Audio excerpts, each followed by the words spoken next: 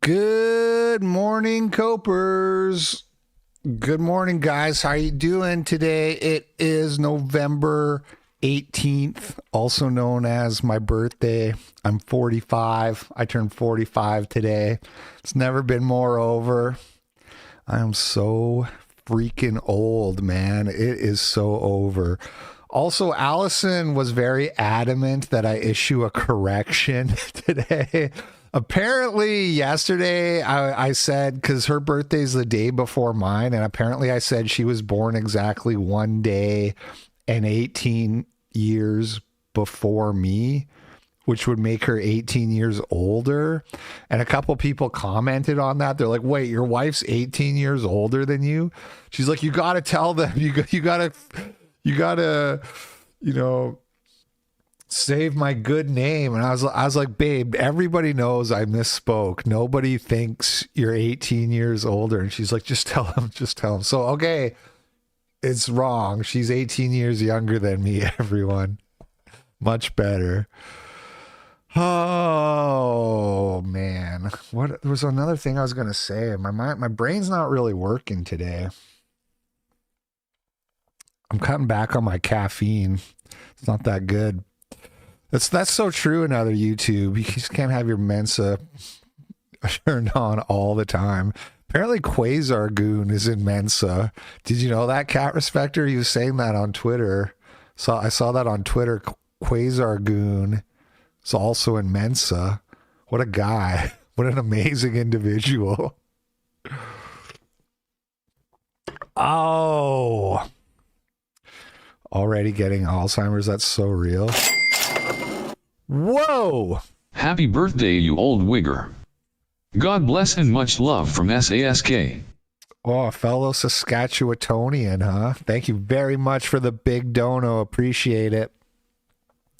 Worked out so good with the timing. Allison would have been really mad if my birthday landed on Wednesday. She would have been like, you gotta like tell him it's your birthday on Tuesday. Anyway, let's get into the news here. Update on the Dasha story. We talked about how Dasha was dropped by her talent agency. We now know why. We now know why. It is this guy who is an actor himself. He was in a movie called Project X, which was like a successful comedy. I feel like I watched it, but I barely remember it at all. It was like they throw a party. It was like kids throwing a house party and it gets way out of hand. Is that basically the movie? I don't remember it at all. But that's a great trope for the high school party that gets crazy. That's such a good trope. It's like that's basically what Superbad was too, right? But Superbad is actually memorable. The Orthodoxer sent $3. Happy birthday, LP. Love you, big guy. Here's some shekels from a poor guy. Thank you, Orthodoxer. Appreciate it. Gay Jew. Well, he's not gay because he was also in Bang Bus, which we'll get to. We'll get to that. But yes, Superbad is such a memorable movie. Whereas Project X, I don't remember at all. So apparently he was emailing Gersh for 2 years. He was watching Red Scare religiously and trying to find things that he could use to get her canceled. Very strange behavior. For years, the Succession actress awkwardly balanced a mainstream acting career with her controversial Red Scare podcast. But an invitation to white nationalist Nick Fuentes proved a step too far. On August 19th, 2023, Jonathan Daniel Brown sent a concerned email to two agents at Gersh. Brown, 36, had once been an actor and had some success, most notably a role in 2017's hit comedy Project X. But finding himself disillusioned with the acting world, he transitioned to producing most recently with the comedy horror Fuck My Son, the title of which drew titters. But Brown was not in a laughing mood when he wrote his email to Gersh, an agency to which he has no formal ties. He has been tracking one of Gersh's clients, Dasha Nekrasova, for some time. The 34-year-old actress born in Belarus and living in the U.S. for 30 years is also co-host of the popular Red Scare podcast.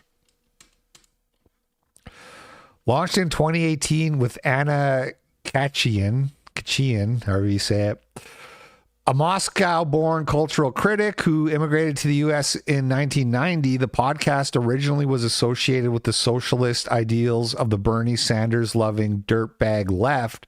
Yeah, that's why, like, when I first heard about them, I thought they were like a lefty kind of, I even like I DM'd Anna years and years ago asking her to come on Sex Wars, or for her and Dash, and I didn't know who they were. And I said, it would, you know, we usually talk to right wingers. It would be cool to talk to some lefties. And she never answered back. But then later there's like, oh, they're not lefties. Okay. Over the years, it evolved into a reaction against liberal wokeism and found itself gravitating to figures on the far right. Brown took notice and grew increasingly dismayed at who Red Scare invited on the podcast. In that first email to Nekrasova's agents, he pointed out that their client hosted a white nationalist guest who uses the pseudonym Bronze Age Pervert. BAP had been recently chronicled in both the New York Times and the Atlantic for his neo-Nazi beliefs. In the Red Scare episode I have linked, Dasha and BAP discuss black crime. After that, BAP refers to the city of Chicago as Chi-Congo and Indians as Pajeets, calls mixed race Americans mulattoes and chimps. Mixed race, isn't that what mulatto means, mixed race? I mean, I think it means black and white technically, but that's what most American mixed race people would be. Makes various horrible comments about Africa, calls Barack Obama gay, and uses the slur Obongo. praises white nationalists Richard Hanania and Steve Saylor. White nationalists Richard Hanania and Steve Saylor. Uses a number of slurs for Jews and even defends Hitler. Yeah, if you've ever wondered why I still listen to BAP's podcast, even though he's kind of, a Christ-hating, possibly homosexual Jew, he can be funny. He can be funny. Other white supremacists and fascists who have recently appeared on the show include Sandy Hook denier Alex Jones, far-right podcaster The Perfume Nationalist. Who? Literally who? The Perfume Nationalist is a continuing radio soap opera hosted by Jack Mason.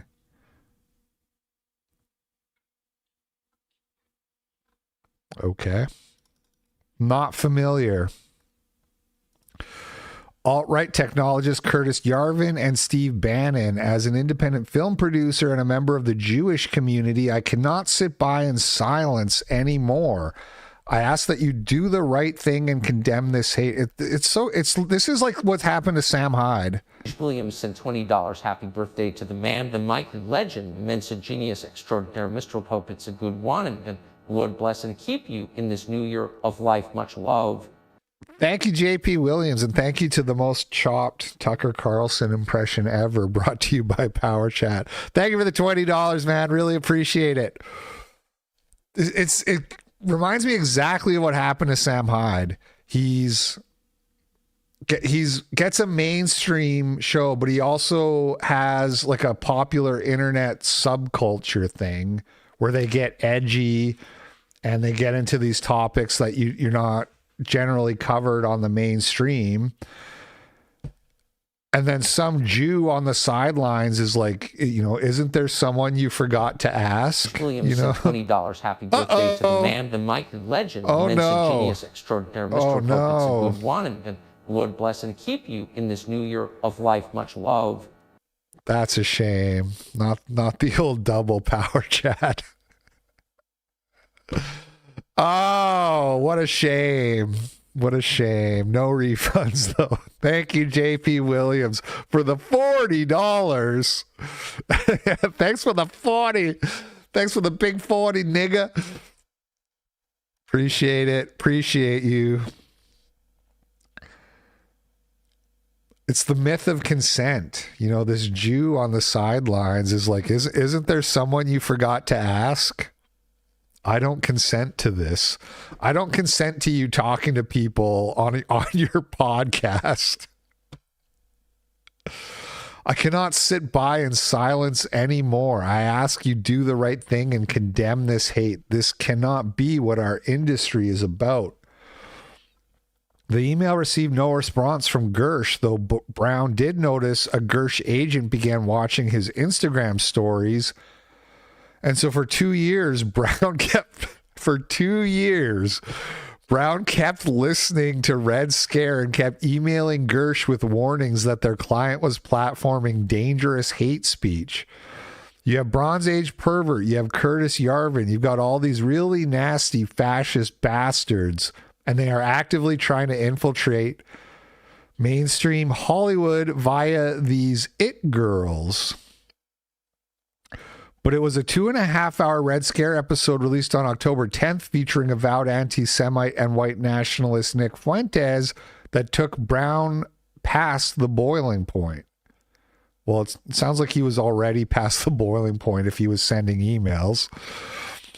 You have someone in Fuentes that is calling for the expulsion and the deportation of all immigrants. That is somebody that actively hates Jewish people, that says Hitler was Mr. right. Bliss Chilling sent $3 HBD Unk.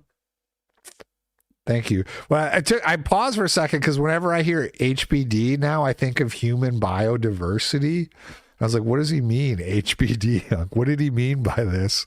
Thank you, Bliss Chilling, for the $3, and thank you for all your excellent work, although I do have some notes on the India video. I'll message you after the show.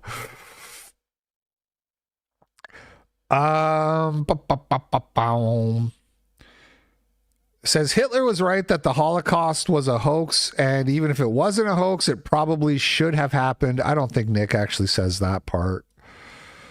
And then you have Nekrasova supporting this, and then you have Gersh, we're going to make her a star. These are Jewish agents. What the fuck is wrong with them? It must make Bap seethe that he can talk to people and no one cares, but if you talk to Fuentes, that's like a bridge too far. Anyway, so that's what happened.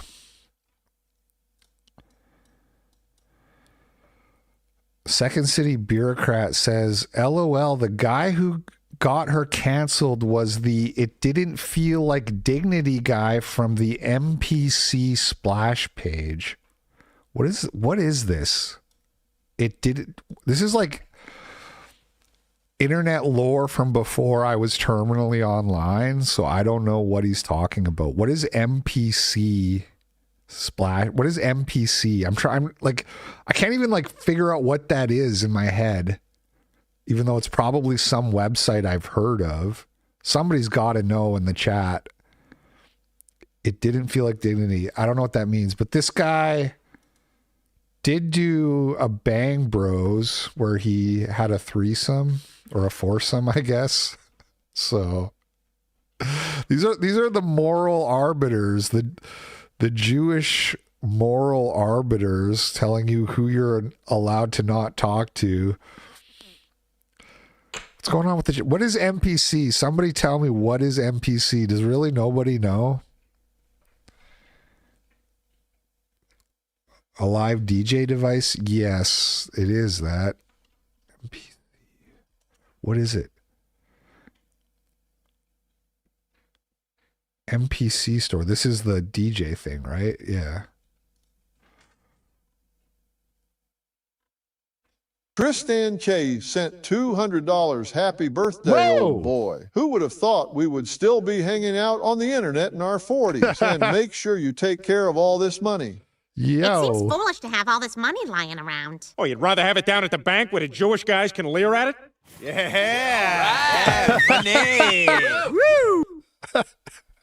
Oh, shit. Sent $3 HBD. Wish I could be there and polish up that bald head with some premium nut, Oh but my maybe God. next year. This is the worst character in the Hypocrite chat verse. We gotta retire this guy. I don't like him. Thank you for the $3 though. Anyway, it's a mystery. I'm just not online enough to know, I guess. Apparently nobody else knows either. Thank you, Tristan Chase, for the massive dono. Really appreciate that. Moving on, Predator Poachers Long Island was banned from YouTube. They say we launched our channel on February 5th, and in 9 months, you've removed it for violating the harassment policy. The goal of our channel was to conduct investigative journalism where we create social media profiles posing as minors in an effort to catch child predators and turn them over to law enforcement. We had always adhered to the terms of service, no violence, no doxing, and always involving the presence of police. Sally Cracker sent $10. Happy birthday to the happy couple. Thank you, Sally McCracker. Appreciate it, buddy. Hope you're doing good. I met Sally when I went to Detroit for AFPAC. Nice young man. We had always adhered as a new channel. We make mistakes. We just blah, blah, blah. Anyway, they got one strike on a short, and they're saying because it didn't have police, and so they took down all the videos, all the shorts, but then the whole channel just got banned out of nowhere. And then Team YouTube was just like, well, you only get one appeal, so have a nice life. Not even the normal, like, we'll get someone to take a second look at this. So clearly a message from YouTube that they don't like this pedophile catching type of business, which I understand why it would make them uncomfortable. Like, there was already one guy got murdered trying to do this, got killed by a pedophile. And it just seems like that it's prone to that kind of thing, but technically it seems like they're following the rules. Like, there's no, so catching pedophiles is harassment. You know what I mean? Like, no, you're harassing people in real life. What by pretending to be a minor and then agreeing when they say they want to meet up for sex with them, like, that's harassment? Not really. That's law enforcement. That's what, in a proper society, the police would just be doing that job. And we would just, like, get rid of all of these people. They're obviously, like, the bulk of these people are obviously really easy to catch. Given that these amateurs can set up YouTube channels and catch a different ped like every day. Doesn't Alex Rosen get a different pedophile like every single day? It's obviously not that hard. I know he's got like a team of people, so he's not just doing it alone, but still. Feels like something law enforcement could do a better job of. I was sent on the show this morning. I got an email from YouTube and the title was like, YouTube removed your content. It's like a strike email. So as always, when I see that notification pop up on my phone, my heart stops for a second. I'm like, oh fuck, what now? Because I already have a warning on the Hypocrite channel. I think I might have a warning on the Daily Cope too. I'm not sure. The warning system is awesome, by the way. That's like one really good thing. No, I don't have any warnings on the Daily Cope, only on iHypocrite. But I was like worried. I was like, oh, am I not going to be able to stream? And then it ended up being for the iHypocrite archive channel. And Elon Musk sent $10. Happy birthday, LP. The work you do really is it's a tremendously awesome thing. Ha. It really is. Ha ha. Big huge cock and balls. That's so true, Mars. Funny Mars, man. Isn't there an Elon Musk voice you could have picked for that, or did it, I'm pretty sure there is. But still, I appreciate the $10. Thank you. Old Elon. Dude, can we reset the Twitter algorithm to like 2 years ago when you first took over? That shit was fire. I don't want to go having a big whine session about Twitter, but I was thinking about this. Let me get this off my chest, okay? They have constantly been making it so that the number of followers you have is like less and less and less important. Which at first I thought like, well, that makes sense. Like when they started going down this road over a year ago, it was like, well, yeah, if you don't have followers, you want to feel. Another Rio to be sent $5. I know you don't like the praise, but I think people who deserve it deserve to hear it. Thanks for the daily coping and building the Copa community. Happy birthday, LP. Thank you, another YouTube. Appreciate it. People who don't have a lot of or any followers need to feel like they can still get seen, especially if they have like a good tweet or something to say. So it makes sense that you would try to tweak to allow for that. But they've basically have gone too far now to make it like your like follower count doesn't mean anything, which kind of removes the incentive to try. Like the whole point of like building up your account is to get to a point where it's like you have. Domestic tourist sent $10. Happy birthday to you and yours, big dog. Thank you very much, man. Appreciate that. Thank you all. You guys really appreciate your kind support on this, my 45th day around the sun. Right. The idea is like you build up an audience of people who want to hear what you say, and then you'll be heard. But even like worse than removing that incentive is that like I go on my For You page and there's some random person I've never heard of like talking about their cat or something. And I don't care. But whereas if it was somebody that I followed, maybe I would care. Like that's the whole point is like, oh, I'm kind of invested in this person to a degree where I want to hear from them. And when you just replace that with any old random person, like they could be saying the exact same thing, but I'm just like, who the fuck is this and why should I care? Anyway, rant over, but I just don't really like what they're doing. Boomer Slayer. Yeah. I'm just going to wait and see if Power Chat's going to kick in because I try to avoid fucking with it. Thank you for the $10. Cloudflare is chimping out. Oh, for Power Chat? Could be.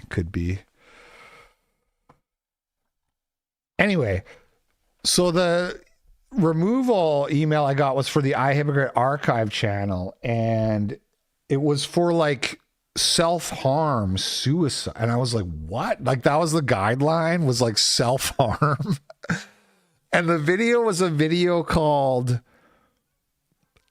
Slideshow Promo.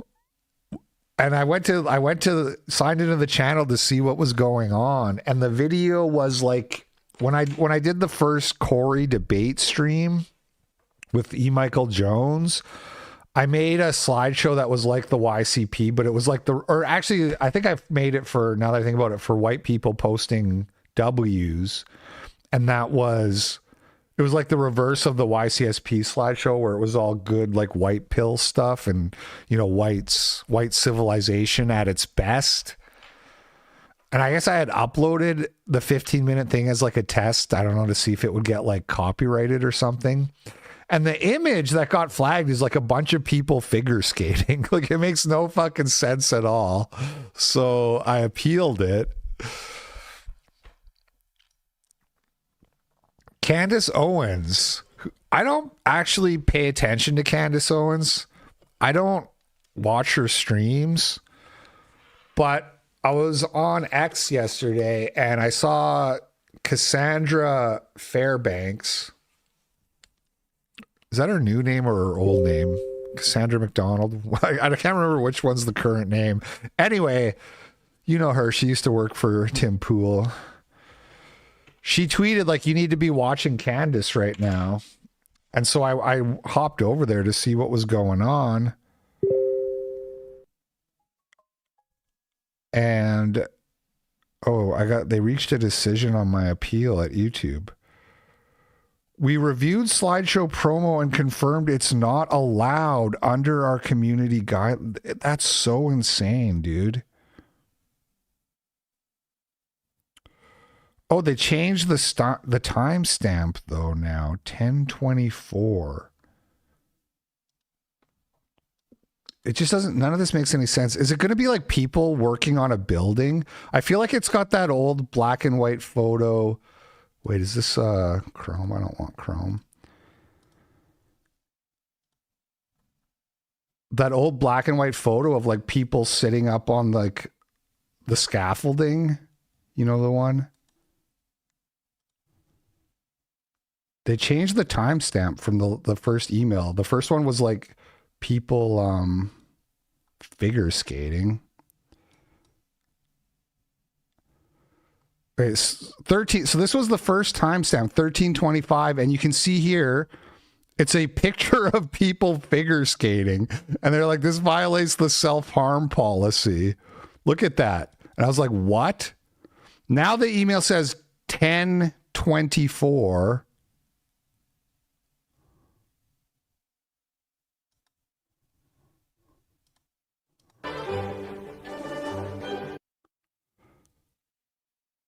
Oh. So this was a guy committing suicide and they saved him. Yeah, okay. All right. Well, look, don't commit suicide, okay? That's the point of that message, is not pro-suicide.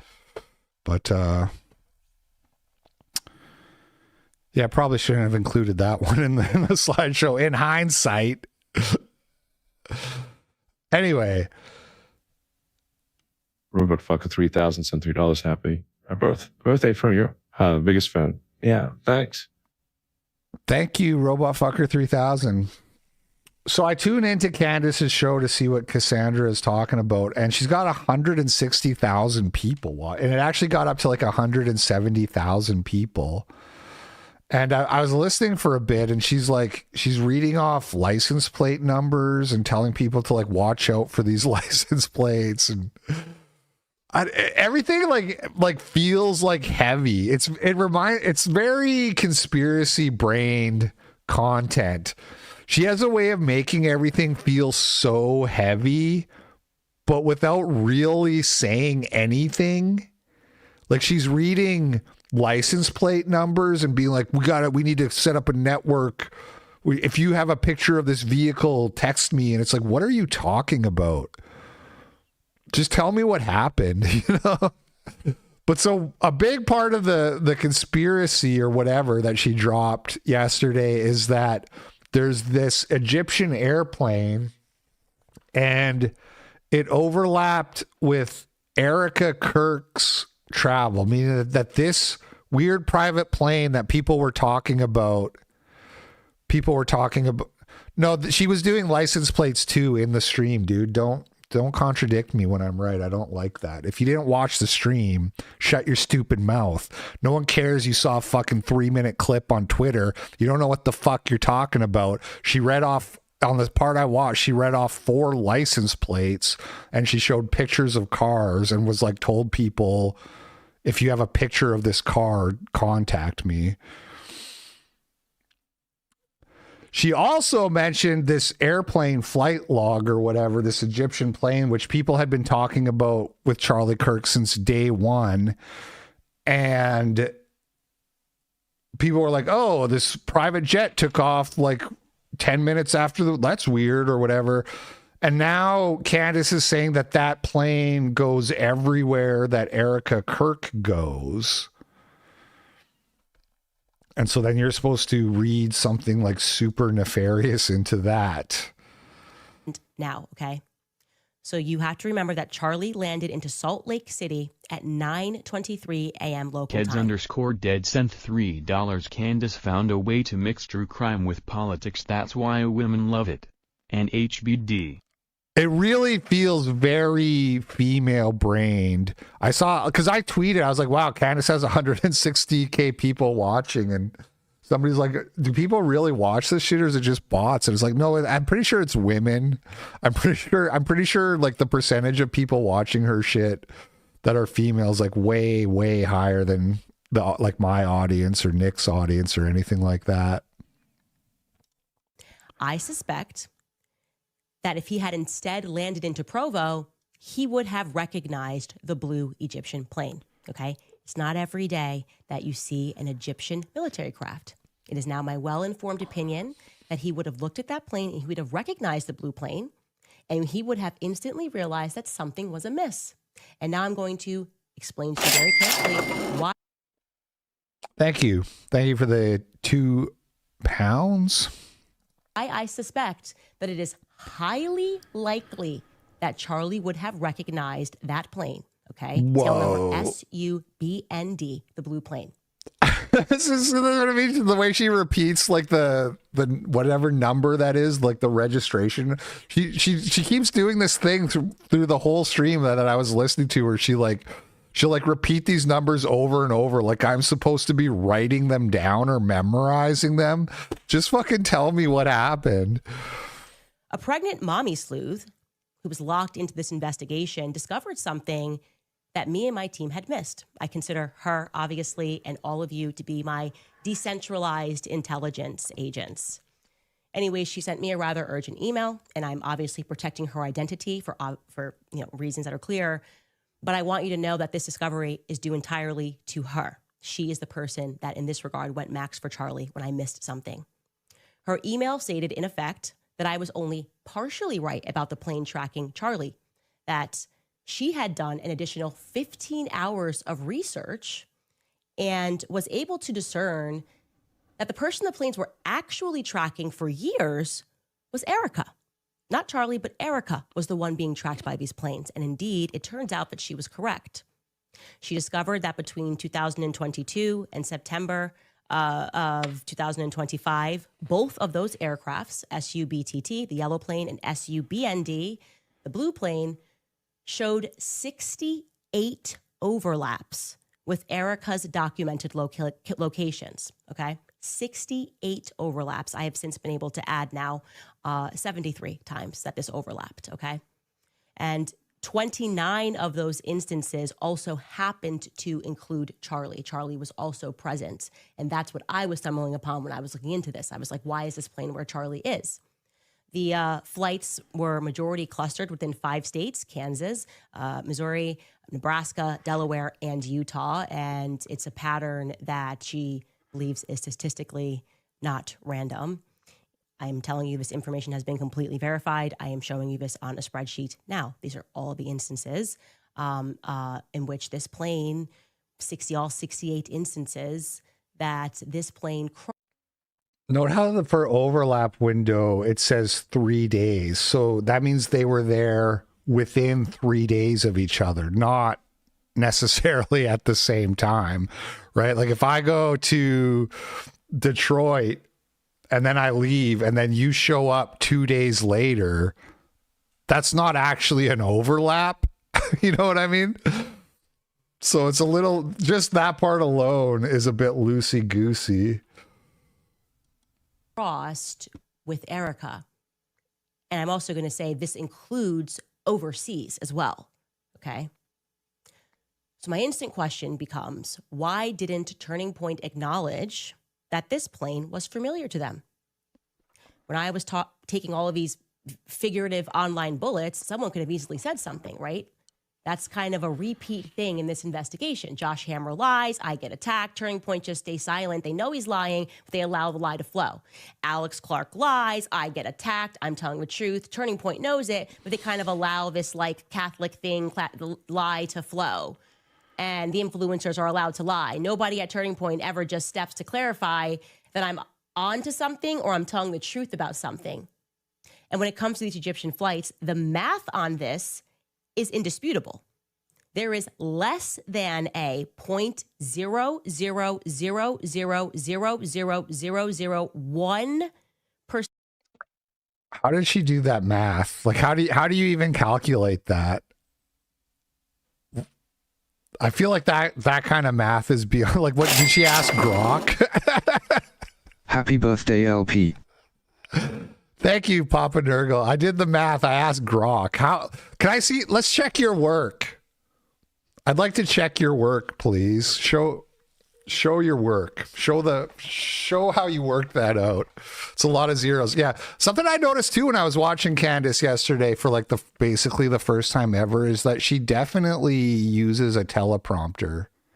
She's definitely reading. You can just tell the way she's looking, that the way her eyes move and that, like, she is reading off of a teleprompter, which made me feel a little bit better about myself, because when I listen to people like Candace and Nick, I'm like, man, they're so good at talking. How do they never like stumble over their words?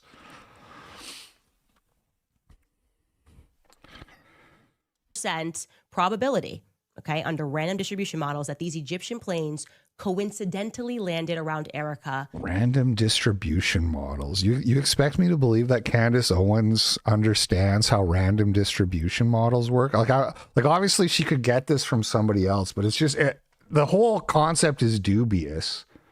Like you would have to be able to calculate. Okay, first of all, random distribution.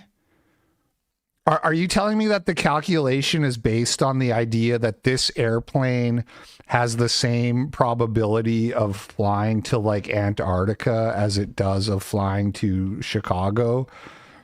Right? Because like airplanes are obviously probably typically follow, they have like a flight pattern where they're probably going to the same places regularly, and there's certain places they never go to. And you're like, well, no, but according to random, like they could have flown to Mozambique that day, but instead they flew to Washington State. Like, what are the odds? Well, maybe it's not random. maybe they're not throwing darts at the map to decide where to go. At these times, like I said, this plane was not just with her in America. It was also tracking her overseas as well. I flagged this because I was alarmed, because I thought it was tracking Charlie. And I am telling you that this plane, in addition to Charlie, and primarily actually was tracking Erica. Now, let's get to the day of the assassination.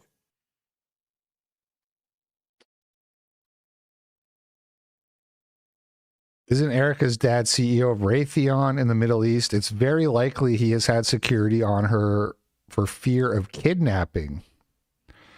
I would assume she...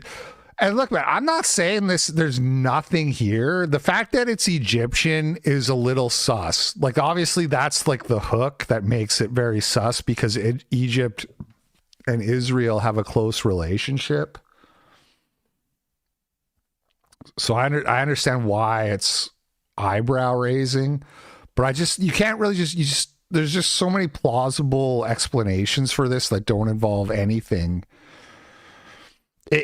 It could be people that are like involved with Turning Point in them. Like it could be like their handlers, so to speak, who are just going where they go.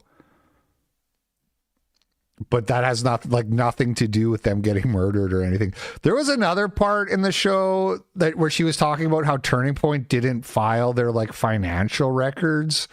And again, that's also like, well, that's weird. Why didn't they do that? But that's like Candace's whole thing. And this is how conspiracy sellers work in general, is it's always like, oh, I found this thing that's kind of weird.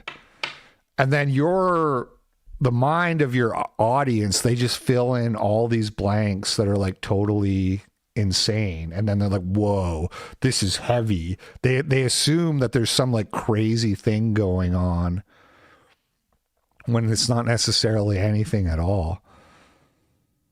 Milk Bar TV, who's like one of Candace's biggest haters. This guy, he hates Candace and he hates Andrew Tate. And I like to like follow some guys like this just to hear the counter arguments. He says, Candace says the math on this is indisputable. There's less than a blah, blah, blah probability that these Egyptian planes coincidentally landed around Erica Kirk at these times. Candace's math is very disputable. Here's how her proof is rubbish. Around Erica equals same state within a plus or minus 3-day window. Right. So not even same city, but same state. That's not surveillance. That's just two planes existing in the same huge area around the same time. No airport codes, no timestamps, no exact locations. Without those, you can't show anyone was ever in the same airport, let alone the same hour. Private jets repeat the same flight routes constantly. They use the same fuel stops, maintenance hub, and common airports, so overlaps happen naturally. We don't know the time span or total flights involved. 73 overlaps sounds big, but over months or years, it's completely normal. She treats plane movements like random lottery balls. Yeah, this is what I was saying. Aviation isn't random. Routes are fixed, hubs are predictable, and patterns repeat. No evidence of unusual behavior. And then this guy, whoever this is like saying the same thing, showing the spreadsheet. Plus or minus 3-day windows mean nothing. That's not co-location. All right. So anyway, I watched the stream. She had 170,000 people watching. It's like insane numbers. And I was just kind of like, you know, this is just conspiracy slop. She makes everything sound really heavy without actually saying anything at all. But who knows? Maybe she's onto something. She was totally wrong about Macron's wife, and everybody who believed that should be embarrassed, and you should be upset with Candace that she fooled you and you embarrassed yourself. If you pushed that bullshit, if you push the bullshit that Bridget Macron is a man, you should feel embarrassed, and you should be angry at Candace for making a fool out of you, and angry at yourself. And you should maybe adjust before you just hop onto the very next thing she starts shilling. That's my thoughts. But if she ends up finding something real, I'll be the first person to apologize and be like, damn. Hello, Groiper. I don't know what this is. I saw Antelope Hill quote tweet this, and I was just like curious. What is this? Hello, Groipers. I really do wonder. I really do wonder why exactly this movement, this anti-Israel movement, is so predominant in my generation. Again, I'm Gen Z, okay? So I'm seeing this from the inside. I saw the death of Charlie Kirk, and I said, wait a minute. This is the last guy for my generation. This is the last guy for my generation to argue for a pro-Israel position, of whom is influential. There's maybe a couple other guys. Largely, they don't even really exist. No one really thinks about them. No one talks about them, so they just don't exist. There aren't Gen Z pro-Zionist Christians really in the political right, from what I've seen. You got Brylan Hollyland or whatever. They exist on a lower level. But they don't exist really. They don't have the influence that their counterparts have. And have I ever asked Foundering? I mean, Foundering was on the Murdoch stream. I should get him on the progress report too when I bring that back. But I'm not bringing that back until after the holiday. So, because the holidays are virtually upon us. I have like 4 weeks, less than 4 weeks of streaming, and then I'm leaving for 2 weeks. So after the 2 weeks gone, I'll come back and get on that. I also have to like rebuild the whole progress report OBS setup, which is like a big job. Like it's hours. It takes hours to do that. Everything got nuked when my hard drive got nuked. So I have to rebuild all that. So I'm going to be that's one of the things I'm going to do over the holiday. I find that very, very concerning because we as an American nation have had a fantastic relationship with Israel since 60s, 70s, and for some reason we want to throw that away. I want to throw it away. What does Israel do for everybody says, well, they provide intelligence. That's always like the big answer And then you're like, what intelligence? And it's like, well, I can't tell you that. It's classified. So basically, the great relationship is trust me, bro. Meanwhile, things that we do know about, like the USS Liberty and other terrorist attacks that they've done in other European nations and stuff like that, and the spying and the espionage that they've done. Like, there was just a story the other day in the Gray Zone about they found listening devices in like Trump's ambulance, or his like Secret Service ambulance. That was like a few weeks ago. So we know they're doing all this unfriendly stuff to us, but then they're like, no, we have a great relationship. What? They share intelligence. Well, they didn't share the fucking 9/11 intelligence, which seems like kind of a big deal. Oh, hold on, Jake Lang is he's DMing me on Telegram to retweet his thing. I really made a deal with the devil here. Let me just retweet that. Boom. Okay, that's 3 out of 6, Jake. Do you guys remember me talking about him and how he wanted to like pay me monthly to like retweet him? I ended up, I set a limit for how many tweets I would do, and then he came back like 2 months later and he agreed to it.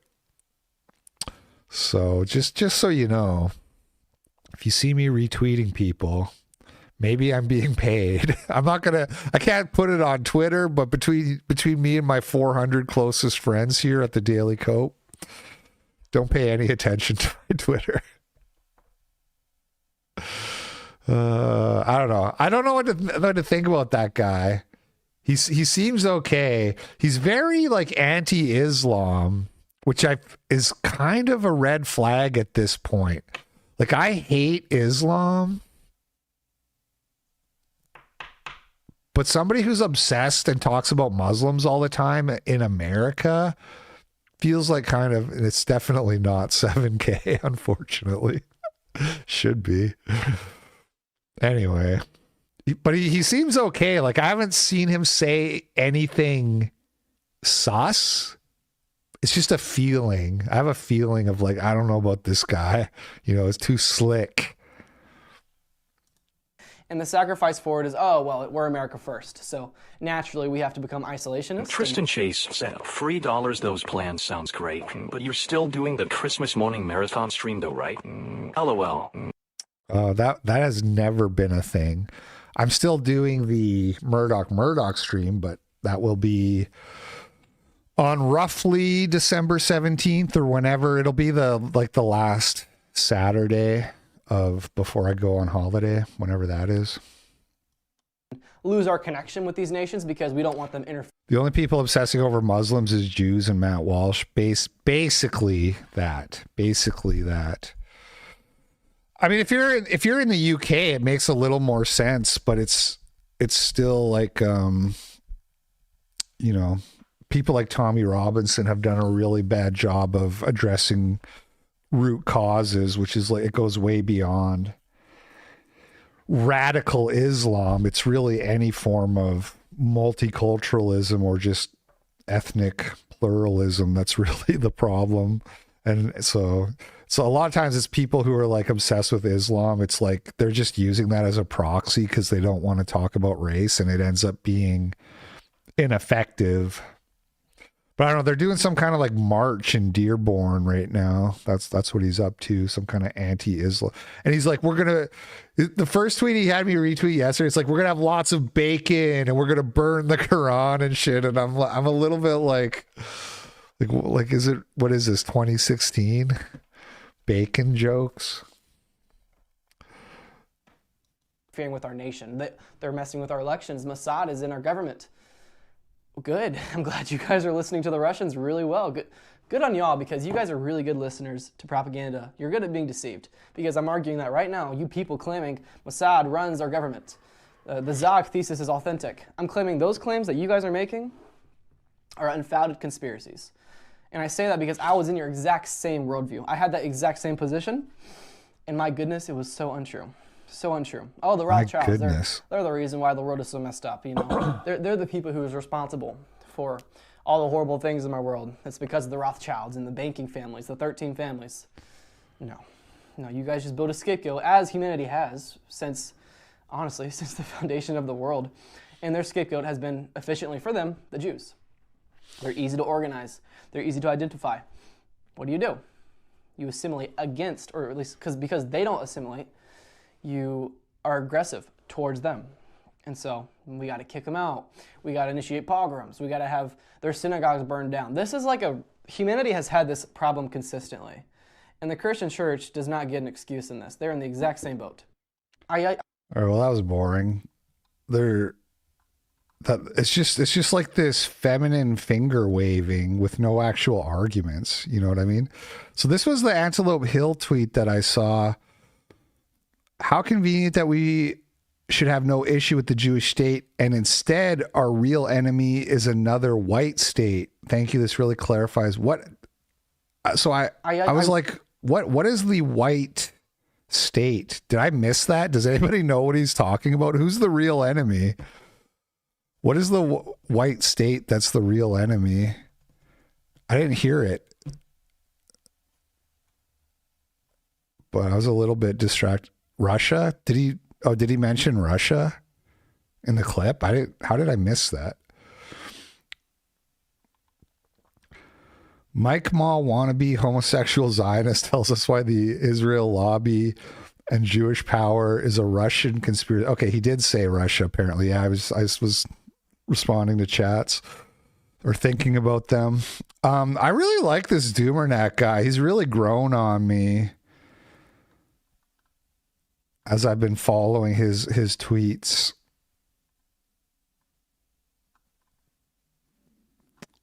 I've never heard of this Dakota guy before. Who had the protocols of the elders of Zion printed in Arabic? This can't be the same guy. Anyway, so that's that.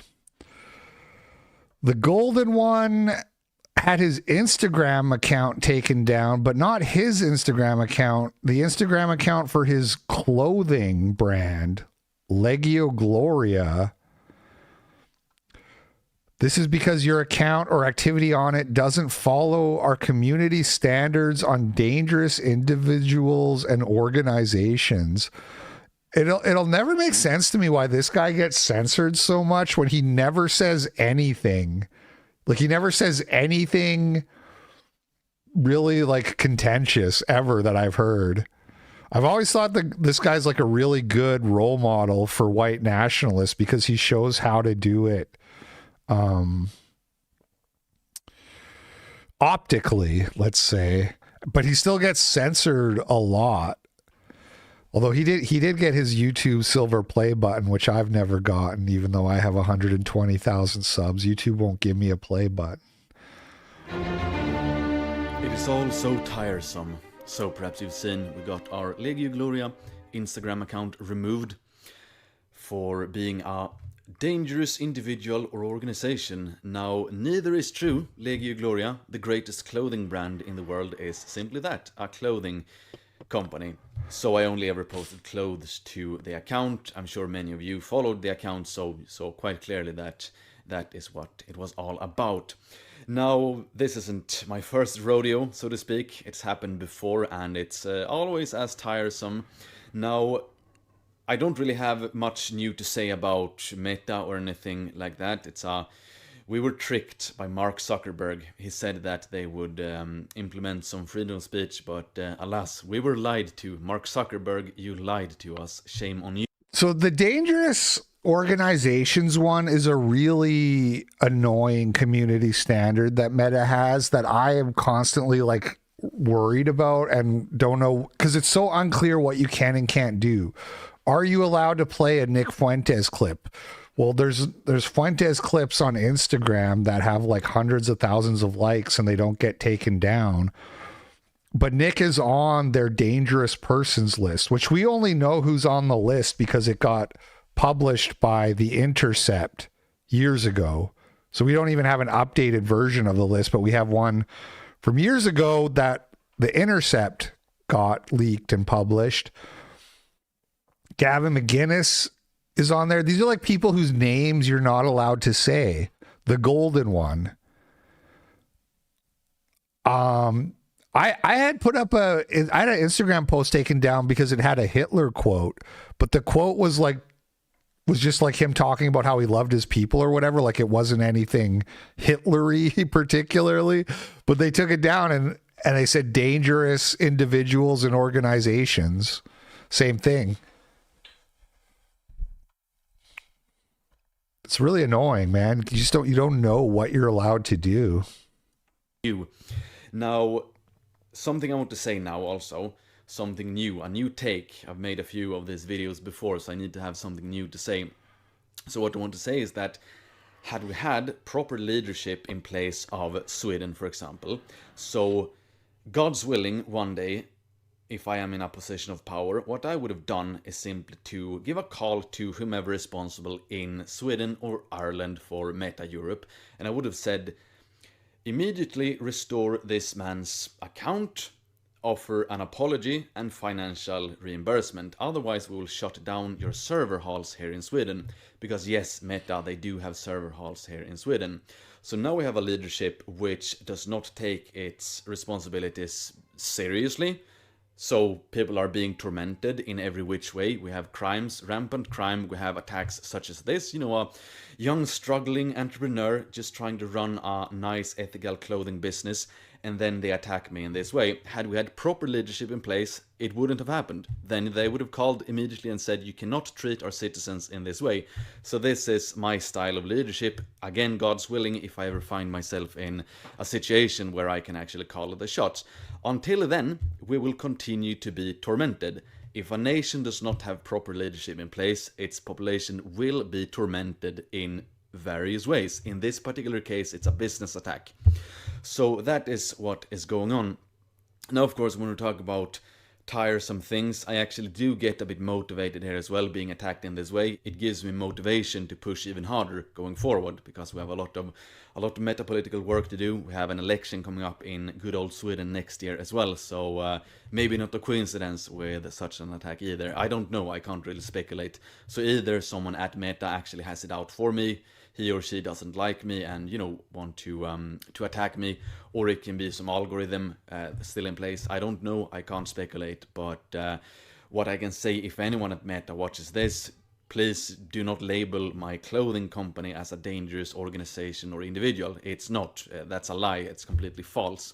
So anyway, quick video. I just wanted to have that said. I don't want to, you know, let it pass unremarked. So if you do want to support me, plenty of ways to do. Joel Davis, full interview with 9 News about the deportation of National Socialist Network activist Matthew Gruder. So we heard this story yesterday from Tristan Chase, sent it in. This guy who's in Australia on a visa is getting deported. He has a young wife and a young child there.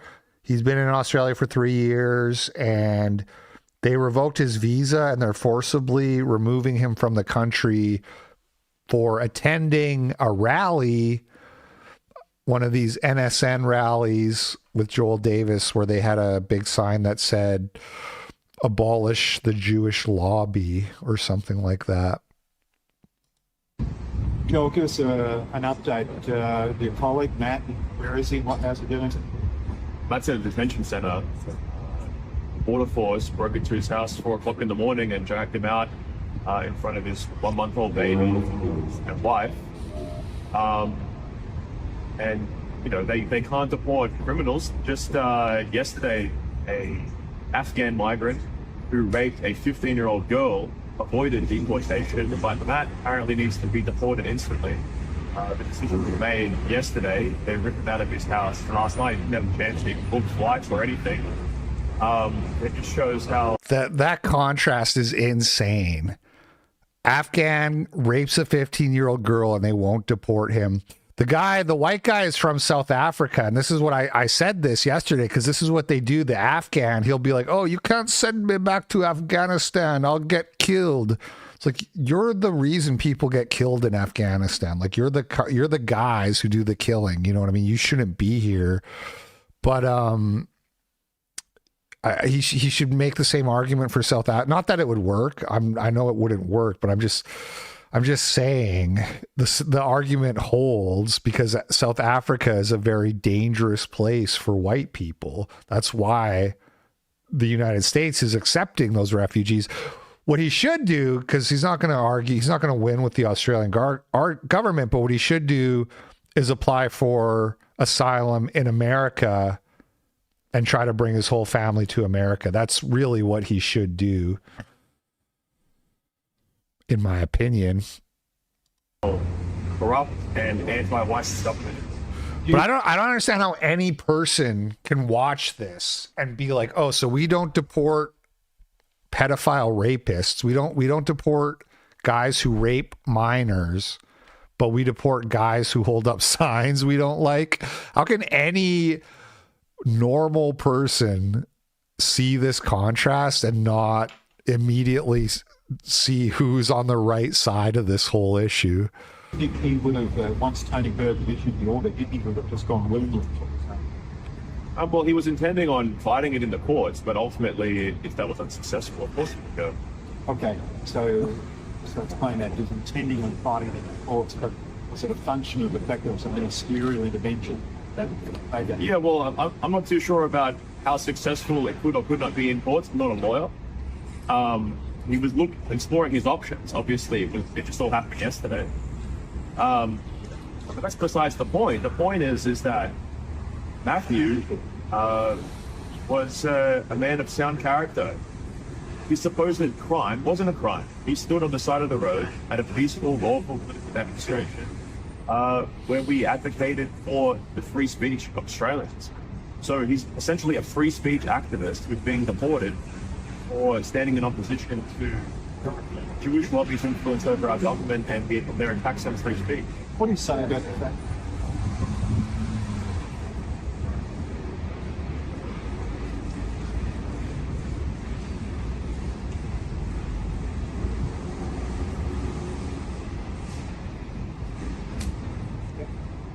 Bitcoin's 93K.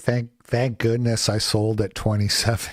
John Seed sent $3. Happy B-Day LP. Thanks for liking my tweet that one time.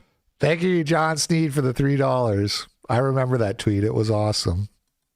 Joel, what do you say about the fact? Just kidding. I have no idea. The authorities found and targeted, kicked him out. It was quite a focused operation. Yes, well, it shows that the government could deport all the criminals in this country very easily. And the reason why it hasn't happened is due to their negligence and their lack of concern for Australians who are victimized by immigrants who rape and kill Australians on a frequent basis and avoid the same fate. Are you worried now the government is really targeting on white Australia who really want to pick the pieces? I expected them to persecute us because we're a threat to the establishment, we're a threat to the system. We stand for everything that they're against, and we're against everything that they stand for. And the Australian people are now seeing that this facade of liberal democracy that we supposedly live in is a facade. That the people that are in power have total contempt for peaceful, lawful political activity. What kind of person is Matthew Bruckner? Matthew is an exceptional man. He's a good friend of mine. Dude, I'm starting to feel like, because this is the same guy who we watched him interview Joel Davis, was it yesterday? Really recently, about the march. And I really am feeling like this guy is he's like on our side. The fact that he's given Joel so much time to say his piece and everything, is that crazy? Tristan, you would know. Is it just me, or is this reporter kind of like he's trying to help get the message out there? I know in the other interview he was calling Joel an anti-Semite and that, but it didn't feel like particularly histrionic or whatever.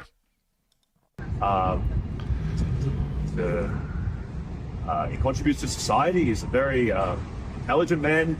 He's a successful man, a successful engineer, and all he wanted to do was to stand up for Australians and try and prevent what happened to his country, South Africa, that comes from happening here to us.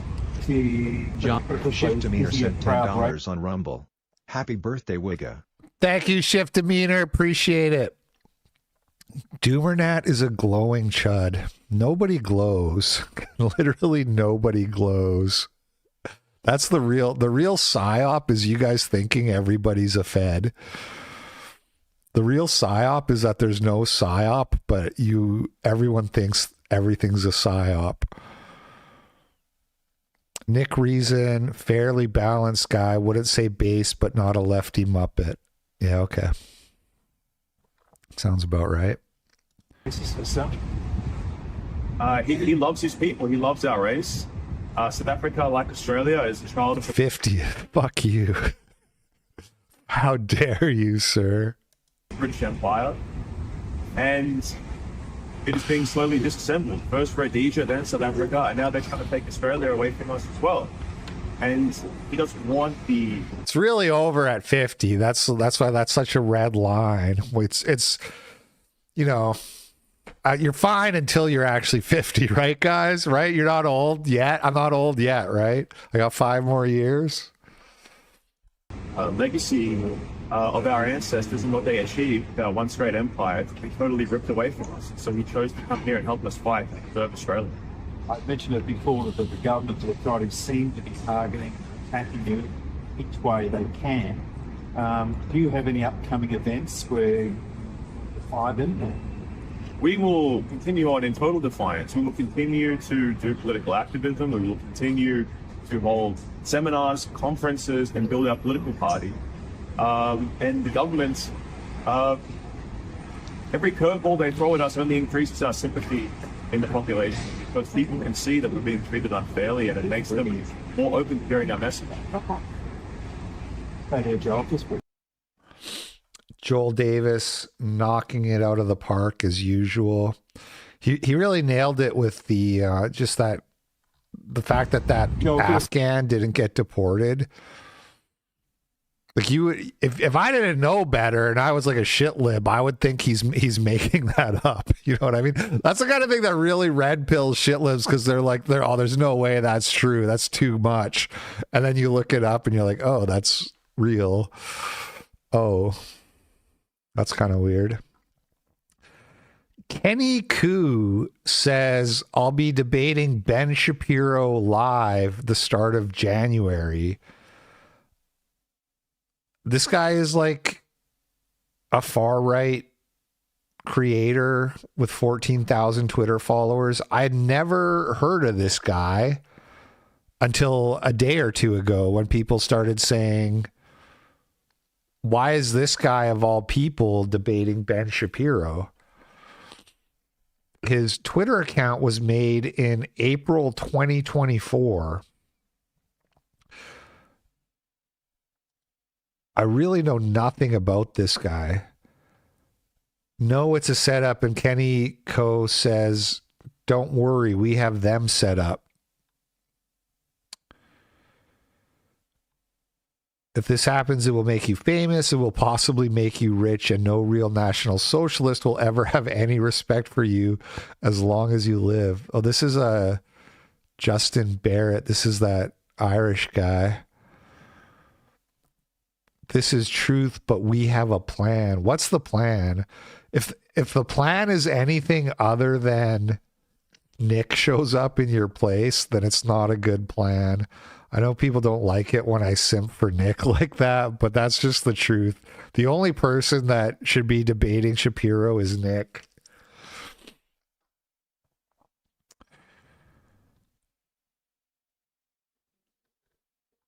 How did this guy that nobody's ever heard of get a Ben Shapiro debate?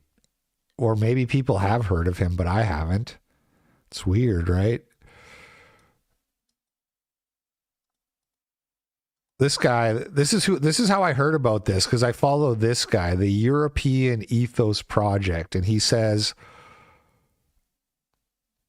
why do you think you're equipped to represent a worldview that you have just adopted a month ago and have read half a book on? And then this guy said, I've been making this content for years, And then this guy accused that guy of lying, and then Kenny Co said that he had like other anonymous accounts that he was using to like make far-right content. Does anyone want to correct me here? It is my understanding that he recently adopted this position, just started reading Mein Kampf, and just started making National Socialist related content a month ago. I search across all of his social media reveals exactly this, and yet here he is trying to assert himself as a long-standing figure in the community who is fit to represent us. LMAO, you mean I'm rereading Mein Kampf? I'm doing it so people can hear passages from it that haven't yet read Mein Kampf. Also recommend others reading Henry Ford's writing. It's something called running anonymous pages and groups for years. Don't worry, I have something for Ben that he'd never expect.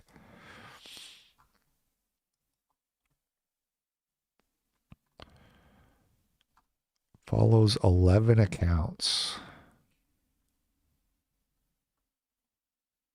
TikTok support. Okay. Ben Shapiro, this is from 4 minutes ago.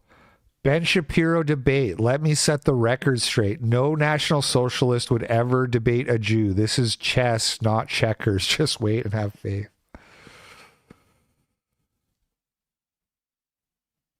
What is going on? If I was Ben Shapiro and I saw this tweet, I'd be like, this guy's going to shoot me. You know what I mean? I'd be very suspicious. So this is the content he makes. He dresses up. He dresses up as a Nazi and he reads Mein Kampf on TikTok, I guess.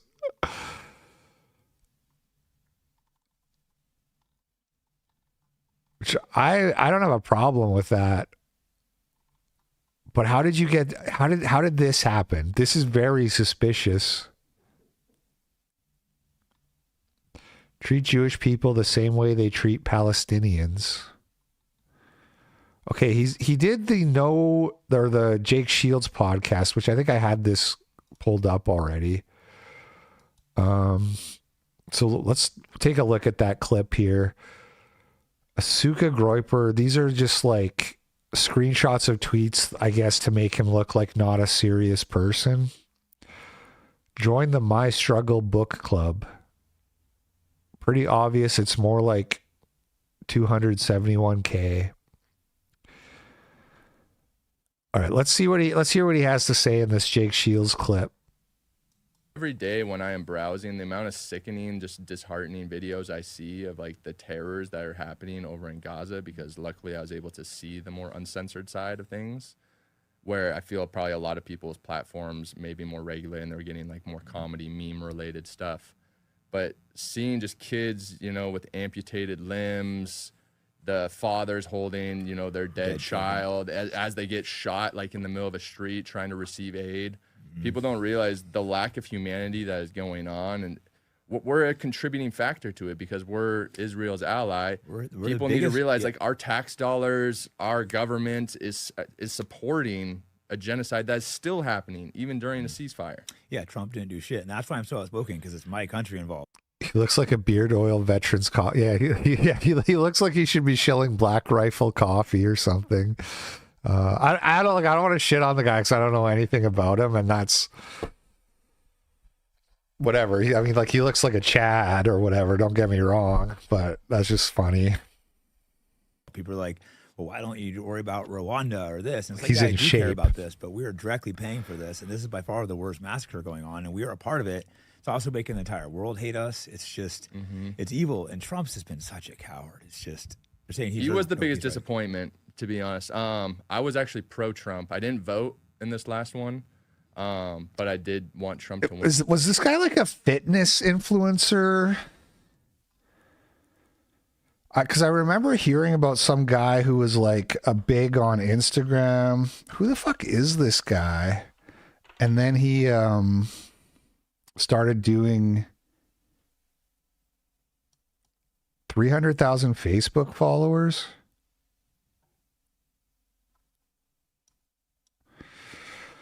Okay, I think yeah. So this guy was doing Are you natty or fitness content for a long time? Okay, and then he just started all of a sudden doing far right stuff. Presently, currently, at the moment, I'm natty. So what made you decide to run your first cycle? I've been bodybuilding for like 6 years. Okay, well, this is less suspicious now because he has a following. Like, that was the most biggest red flag of like, why is Ben Shapiro talking to a guy with 14,000 Twitter followers that no one's ever heard of? But I guess people have heard of him. Oh shit, he's got 1 million YouTube subs? Or wait, is this him? Yeah, this is him.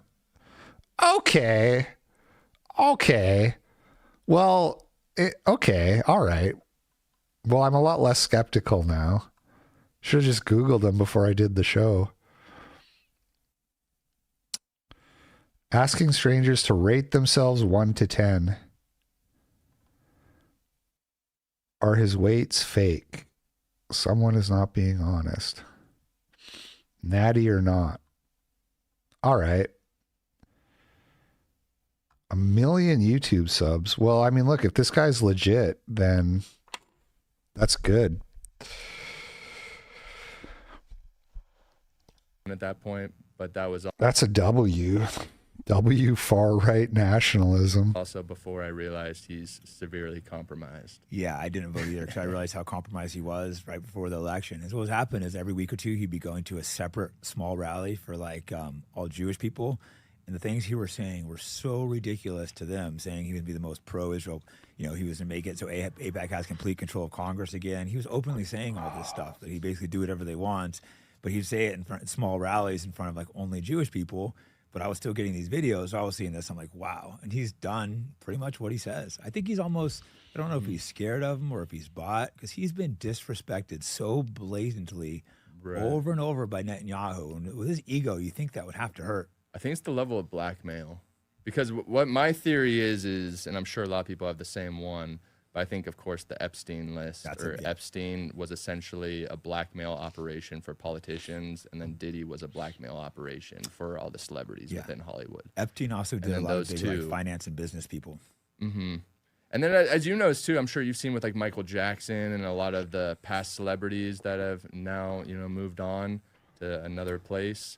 They were also outspoken about a lot of the issues we're going through currently now as well. And when you piece those all together, you can kind of... Has he watched my Michael Jackson video? What are the odds he's watched my video? Because my video is like one of the main sources of that. It's not the only one, of course. But that's officially canon. I red-pilled this guy. This guy was just doing natty or not gym slop, and then he saw my Michael Jackson video in the YouTube algorithm, and now he's literally gonna gas Ben Shapiro live. That's a joke. See their cries for help or what they were trying to wake the public up to.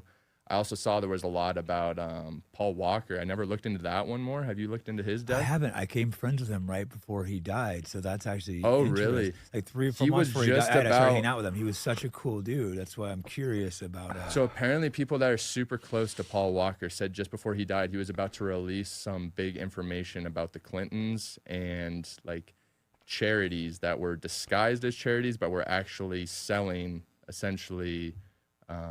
Human trafficking of children. And he was about to reveal this huge story, and then all of a sudden, his car crashed, but almost like an explosion. That's crazy, because right? And it wasn't super close to him, but I met him, a few months further, and he was such a cool, genuine guy. Because I don't give a shit if someone's a celebrity, but I really liked the guy. And I know he had a daughter. I can't remember her age. I think she was close to the age of my oldest daughter. So when he died, it was one of those things that hit me kind of heavy. I was like, oh man, that sucks. He was just, I met him.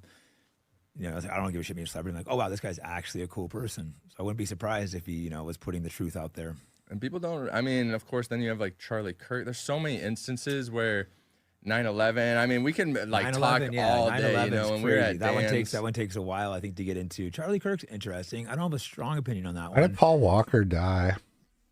I tend to like take stuff like that with a grain of salt because there's always it was a car crash, right? Yeah.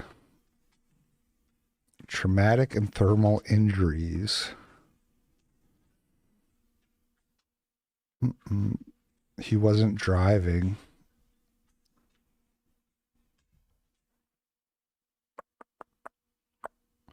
$100 miles per hour. No drugs or alcohol.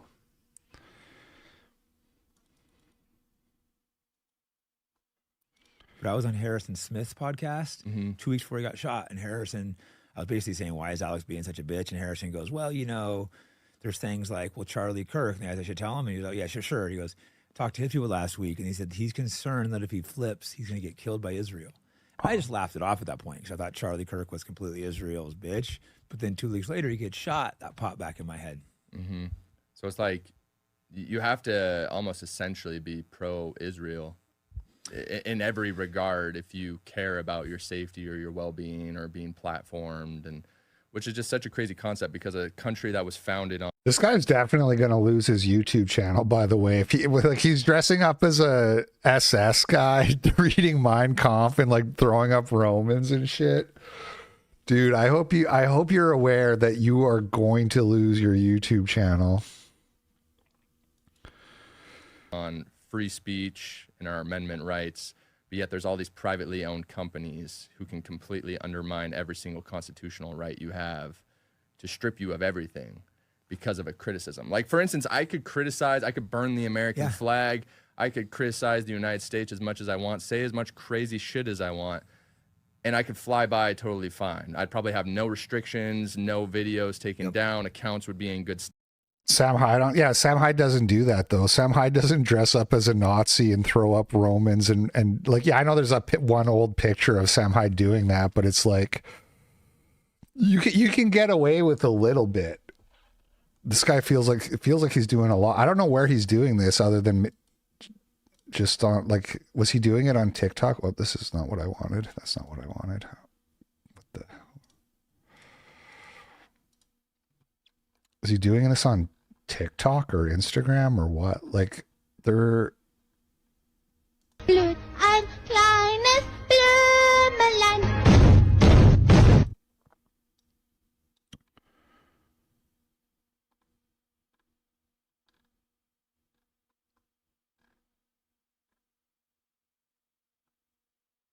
from natty or not to essentially neo-Nazi. All right, this is only 90 seconds. Let's listen to this one. And then you've had a major shift politically, which it's funny because that's what a lot of people bring up is they say, what a transition, you know, from natty or not to, I guess, essentially neo-Nazi now at this point. You know, I was talking to Dan earlier and we were saying you haven't really shifted because you were calling out bullshit in the fitness industry. Right. Now you're calling it out in real life, what you see. So it's and like that's where it definitely goes honest. hand in hand. But what I've started to notice is when I divulged into this newer content, which a lot of the people will know what I'm talking about, it seems that there's way more censorship in what you can talk about versus what you can't. Yeah, even like... So, and that really piqued my curiosity because I've always been so transparent and honest with everything. Is I'm like, why are they trying to withhold so much information from people? And then as you go, as you know, further and further down the rabbit hole, you start to see what's actually going on brick by brick and why they're covering and concealing it. It's crazy how covered up it's been and how the truth's been so concealed. But more so, it's the level of censorship's just gotten so crazy where you can't say anything. And then it also triggers me too because I'll have people that are like commenting saying, you're a grifter, you're doing this because this is the trendy thing to do. You're losing money. Why would I be sacrificing, like, I've been building these platforms since 2017, you know, my Instagram account, TikTok account. Why would I risk millions of followers to grift or get like short-term attention? It just doesn't even make sense. It sounds like he knows 2.5K followers. It sounds like he knows that he's going to lose his shit. Does he even have an Instagram? Where? Oh, I've spelt it wrong.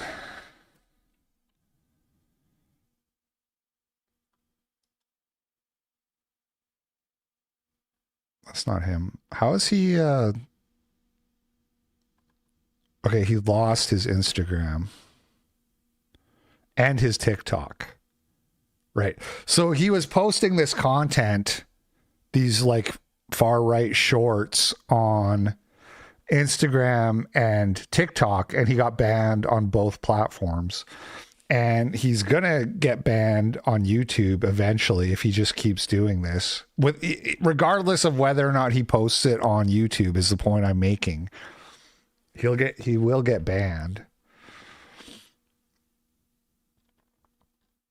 But he seems like a genuine to me. I'm a lot more open-minded about him being the real deal after, whether or not he's like a good debater, I have no idea. I have no idea about that, but I don't think he's like some kind of, what would you call that? Like a fall guy? What do you call a guy who's like sent in to make everyone look bad? I don't think that's what he is. He seems genuine, and I wish him the best. Let me follow him, actually.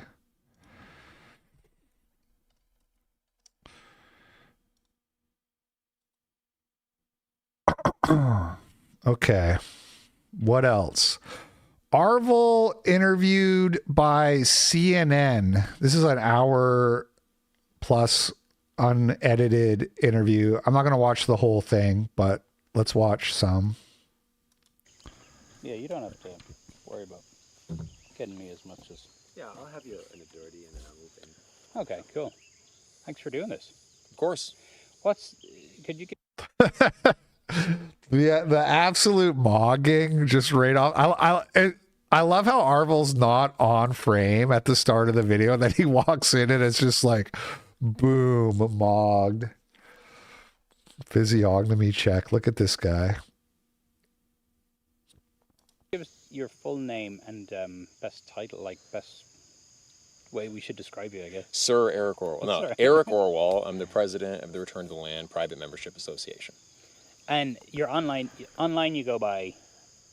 Arvel. Arvel.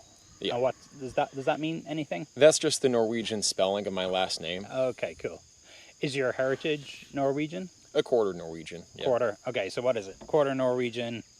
And then German and English, pretty much. Okay, all right, cool.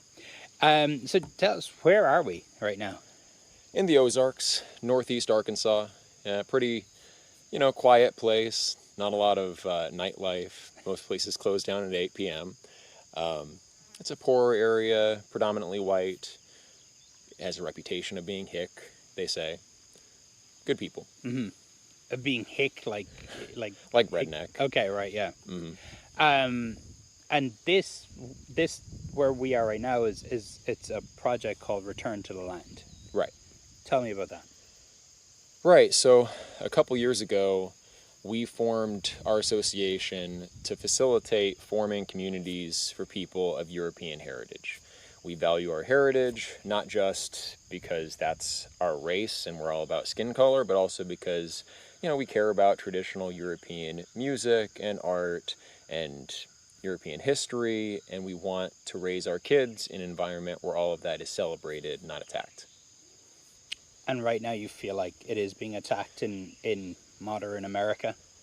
I think that would be hard to deny. In the last few years, it's let off, but they were trying to push the idea that all white people were born with white guilt for years. You're talking about the sort of critical race theory stuff? Yeah, that's in all the public schools. Yeah. Yeah. And that's still there? I mean, because I've done a few stories on that through the years. And, like, are you concerned that people are talking less about critical race theory now, and it's sort of not so much this public debate, but you're concerned that that's still a big part of the public education system, and that it is white kids are being told what?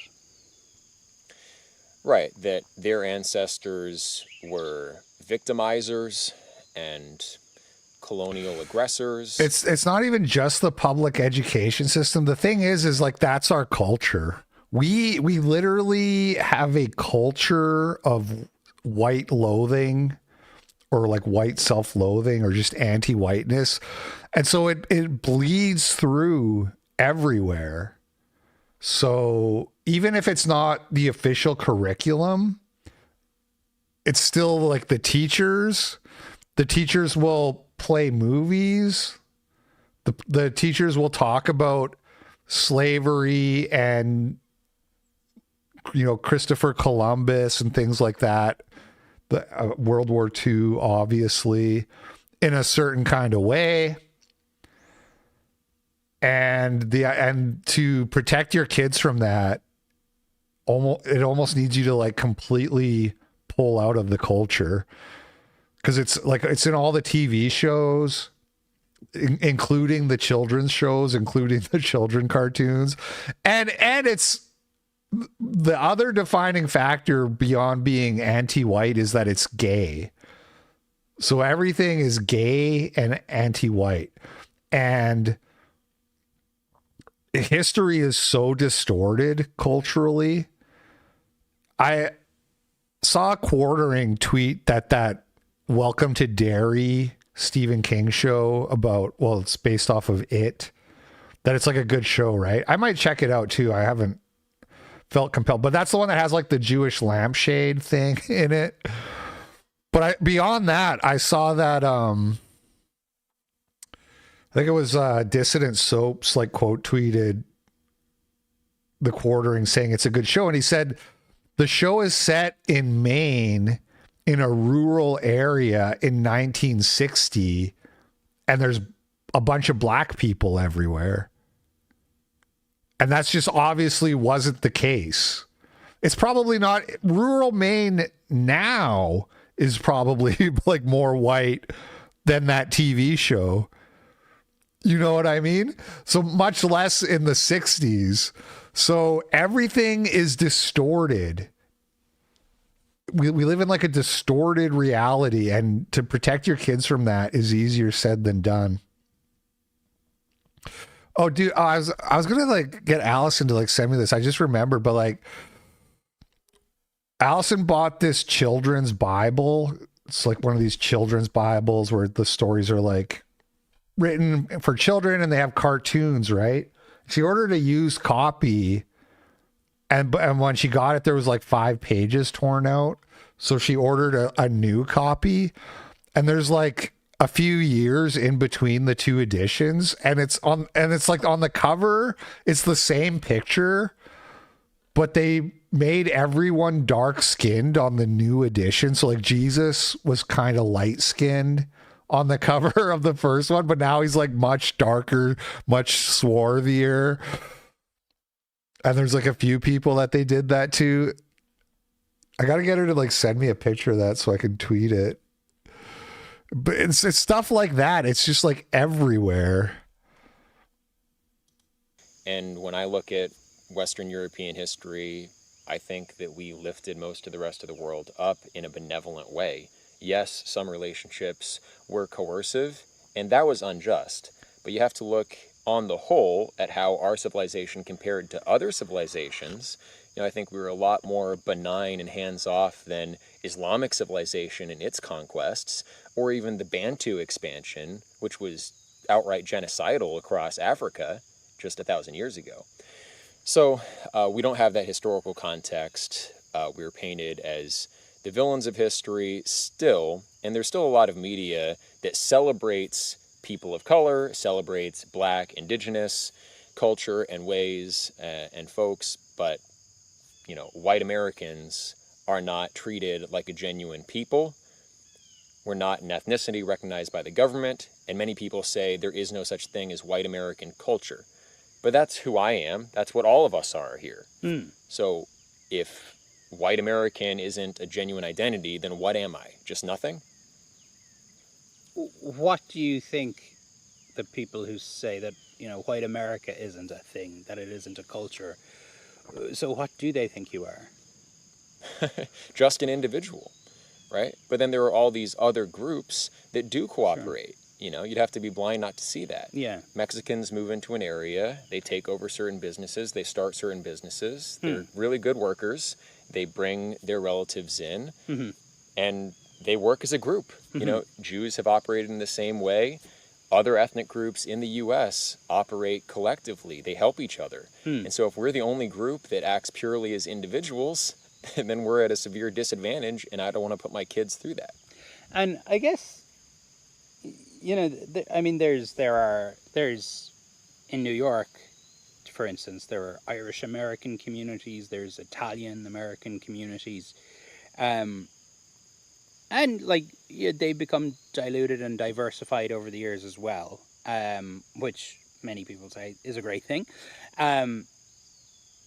So I guess you'd acknowledge that there is sort of these communities for white people if they're something, you know, American with a prefix, like American, Irish, or Italian, whatever. You'd acknowledge that there's that, but not just, you can't just be an American. Is that what you're saying in terms of you can't just be a The white Orthodoxer American? sent $3. I'm like 10 minutes behind, but would you do a show with Jake Shields one day? I promise I'm only gonna ask this once. Apologies for annoying you the last time. What was it? I'm trying. I don't even remember what you said, but shut the fuck up. No, I did a show with Jake. We did the progress report with Jake Shields and Gavin McGinnis. And I've talked to Jake about having him on the show again, and he said he'll do it. So next year, that'll probably happen sometime next year. I'll probably invite him to the Murdoch thing as well. I basically invite everybody who is like far right and makes content to the Murdoch thing. And I would include Jake in that. I don't think I invited him to the last one, but LP red pilled. I wouldn't say I red pilled him, but it is funny because if you go and watch that episode of the progress report, which it's on the iHypocrite archive channel, but it's also like you can just go to the iHypocrite channel and scroll down on the homepage. It's funny because Jake was just getting into politics, and he started off the show by being like, you know, people say I'm crazy, but like I'm very like moderate. Like I don't care if you're gay. I just want you to like not like rape my children or whatever. So if you scroll all the way down, you have the progress report archive here, and then it's right here. Gavin McGinnis and Jake Shields. And he has definitely come a long way since this was recorded. But yeah, we'll do some more. That's an acceptable thing to even say. Right. Yeah, that is not recognized as an ethno-cultural identity. The AP Style Guide says you should capitalize the B in black because that is a valid ethno-cultural identity group, but you don't capitalize the W in white American because that's not. Why do you think that is? Because we're the majority of the country, and we have been the most powerful force in this country. We founded the government for our benefit, and so other groups who want to come in and do well in our society sometimes see it as advantageous for them to not facilitate the sentiment of in-group loyalty among the majority, because then, of course, the majority might turn against minorities, oppress them, render them second-class citizens. That's not what I want, but I think some minority groups have lobbied intentionally to undermine our sense of collective identity for the benefit of their preservation of their own interests. You mentioned, I mean, America is a majority white country and has been since its founding. But if you look at the census projections and records, I think America is due to become a minority white country for the first time in the 2040s. So not long time, about 20 years less. Right. Are you concerned about that? Of course I'm concerned about that. You want to live in the jungle. Do you want to drive cars, or do you want to live in the jungle? Channeling Elon Musk's dad. Are you concerned? Yeah, I'm concerned. Would you rather live in a high-tech functional society or get raped by a roving feral gang of N-words? Yes, I'm concerned. Yeah, you could say I'm concerned. It's already over. The only reason we're still white is because we're just waiting for the boomers to die. Everybody's like, I can't wait for the boomers to die, but guess what? Republicans are never winning another election after the boomers die. Guess what? They're the only reason the country's still white. Yeah. I mean, I grew up as a minority. Do you want to live in the jungle? Do you really want America to go dark? God, that was awesome. Do you want to be surrounded by chimps? In Southern California, and I noticed that other groups had a sense of identity, and they would group up and feel loyal to one another. And sometimes, you know, I would be bullied, I would be made an outsider. So no, I don't want my kids to have to go through that. You grew up in Southern California, and you were a minority because what? You were in a majority Hispanic area. So you, as a white American, were in a minority there, right? And well, tell me a bit about that experience. I guess you say you were bullied. Yeah. I mean, it wasn't severe. Yeah. I could fend for myself, and you know, I had friends. I had Yeah. Mexican friends, Filipino friends, Asian friends. But yeah, I did get the sense that other people wanted to denigrate my history, my identity. I couldn't represent my culture at like the multicultural fair. All the other kids could represent their culture, but my culture was just kind of backgrounded. It's like everyone participates in my culture, but it's not uniquely mine. It doesn't belong to me any more than it belongs to everyone else. So I guess the argument is, when it comes to, because this country was founded by white men, I guess the argument is, right, that because this country was founded by white men, like, Americans learn that history. Americans learn the history of the founding fathers, and that. So I suppose what people are saying is, well, actually, your culture is being celebrated, and your history is being celebrated because, like, it is so core to the principles of what America is, that, you know, white Americans don't need their own category because the history's all there, right? And it's you can't learn about America without learning about the founding fathers and that. Do you have any sympathy for that interpretation of things? I think that viewpoint would have legitimacy if our immigration levels were lower and the people coming in actually assimilated to the dominant culture. But that's not what's happening. Millions of people are coming in all at once, and they're setting up enclaves. You know, there's that Muslim town now that's being established in Texas. I mean, Jews did the same thing from when they first came in here in large numbers. They ghettoized, they created their own communities for their own people. Even the Irish, you know, they came in here and they created their own communities. And there's the idea of the melting pot and integrating everyone together, but it's a fiction. That's not actually what happens on the ground. And so the reality is, I'm deprived as a white American of a cultural identity. I don't have a people that I belong to, but then all these other groups actually do. And you mentioned so when it comes to, if you want to tie America to like whiteness, then anybody who hates, then you have to, like, that has to be a bi-directional relationship, meaning that anybody who doesn't like white people hates America by extension of that. And they should all be removed. If you hate America, you should be removed. Tristan Chase sent $50. This is still my favorite. The way Spencer says, how can you DY, that still gets me. It also proves that the black wants to go where we are. This summer, in Charlottesville, Virginia, hundreds of far-right demonstrators, including the Ku Klux Klan and neo-Nazi militias, left violence and death in their wake. And beliefs once thought buried are now being resurrected. Hail Trump! Hail our people! Hail victory! Richard Spencer was front and centre of the far-right's summer of discontent. You want to create a nation of white people, dispossessed white people. Is that right? So the ethno-state is an ideal that it would be a state for all people of the white race. It would be our homeland. It would be our safe space. Safe space? Yes.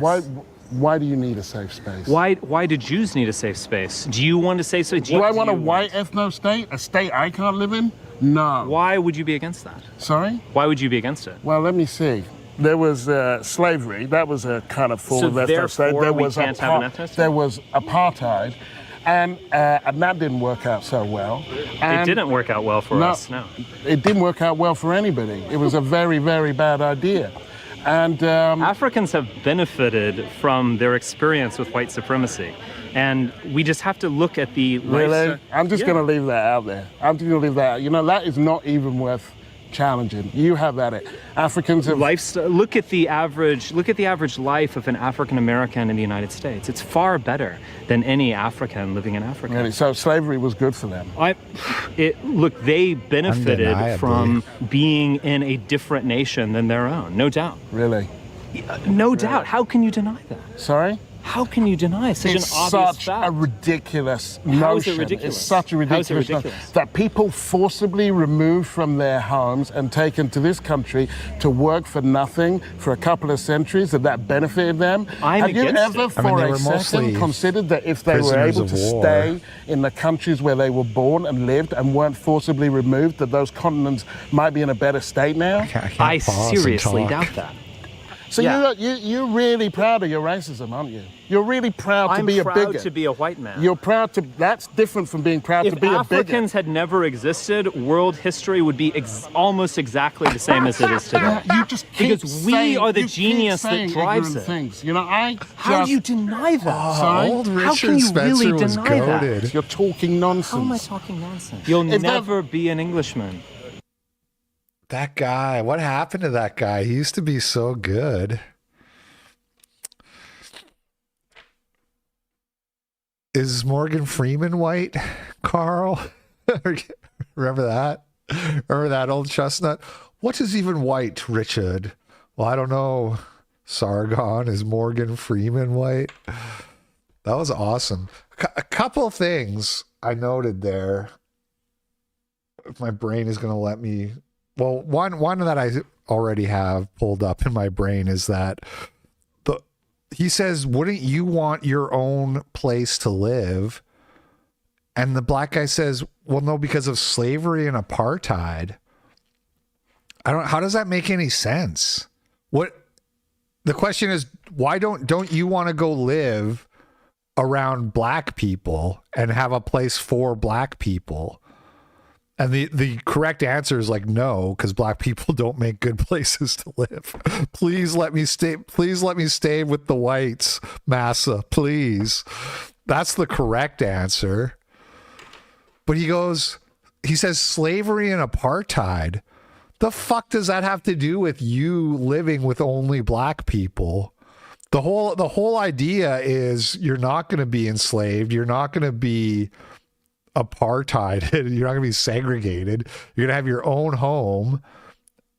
And if there's outside threats, you'll defend that as a people, as a united people, right? What the fuck does slavery and apartheid have to do with having a black ethno state? There was something else, but I lost it. My brain just doesn't work. Thank you for the $50, though. Appreciate that. And shout out old school Richard Spencer. Can we get that guy back? The Irish, which I know a bit about. But when it comes to the Irish immigrants who came here, they were first told they were not welcome, and you're right, they ghettoized, I guess, as you describe it. But now, if you look at Irish Americans, they are ingrained, they've assimilated. I mean, they're sort of in some of the most powerful offices in the land, or they're running the cops or fire departments. So they have assimilated. And even though first they were sort of this unwelcome minority, do you not think that just maybe this just takes a bit of time? That this is sort of a natural cycle in as a nation evolves? I wouldn't. It's not really, because the white people can assimilate, which is why he's building a community for whites, regardless of what ethnic white background they have. Whereas like the Asians, like the Chinese, have been here as long as the Irish, and they're not assimilated. They're still segregated because they look different. They still live in Asian areas, and I mean there's obviously some overlap and crossover, and some white dudes dating Asian chicks and stuff like that, but you have way more like white people, like Anglos dating Irish and marrying Irish and shit, than you do have like whites marrying Chinese, you know what I mean? Because the race is just like a barrier. There's a visual barrier. God made us that way. He made us so that you can easily look at somebody and be like, that person is different from me. Say that mass immigration is natural. I think there's a threshold of how many people you can reasonably assimilate. Past a certain point, it's just an invasion. You know, if you have large numbers of fighting age men coming in, maintaining their own culture, maintaining their own religious beliefs, maintaining their own exclusive territories in many cases, like is happening in Europe as well, well, then that's not peaceful. It's just obvious that looking different is a big factor.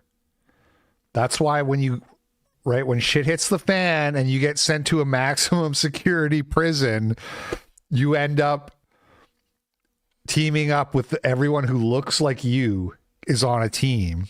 This is the default setting for humanity. And all of the efforts to try to override that and pretend like it isn't a factor, right? I would prefer if Arvel said this. I think you shouldn't hide from the fact that skin color has some value to it, or it has some weight to it. Put it that way. Because if it didn't, then you wouldn't see what you see in prisons, which is it's not, there's a German gang and a Swedish gang and a Finn gang and an Anglo gang.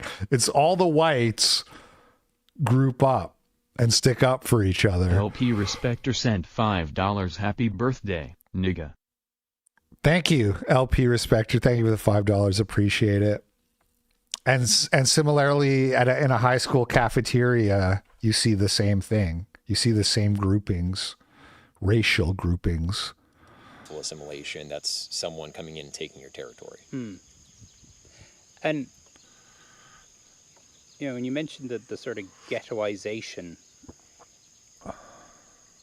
do you feel like that is what you have been forced to build here, that you essentially now are doing, that you have to build your own ghetto, as it were? Yes, exactly. We are emulating the Jews. They've been very successful with that strategy. They didn't have a state for 2,000 years.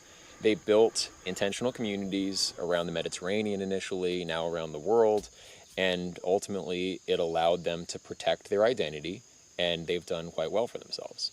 And I think just politically, you know, I'm not a nationalist. I don't believe the nation state is the ideal form of government. I think we have global concerns, but also... Prisons do it by policy. Yeah, but maybe that's true. I don't know. Like in terms of like cellmates, and like that would make sense as a policy. You'd get less people killing and raping each other if you give cellmates that are of the same race. I don't know if that's true that they do that, but in the yard, everybody mixes up.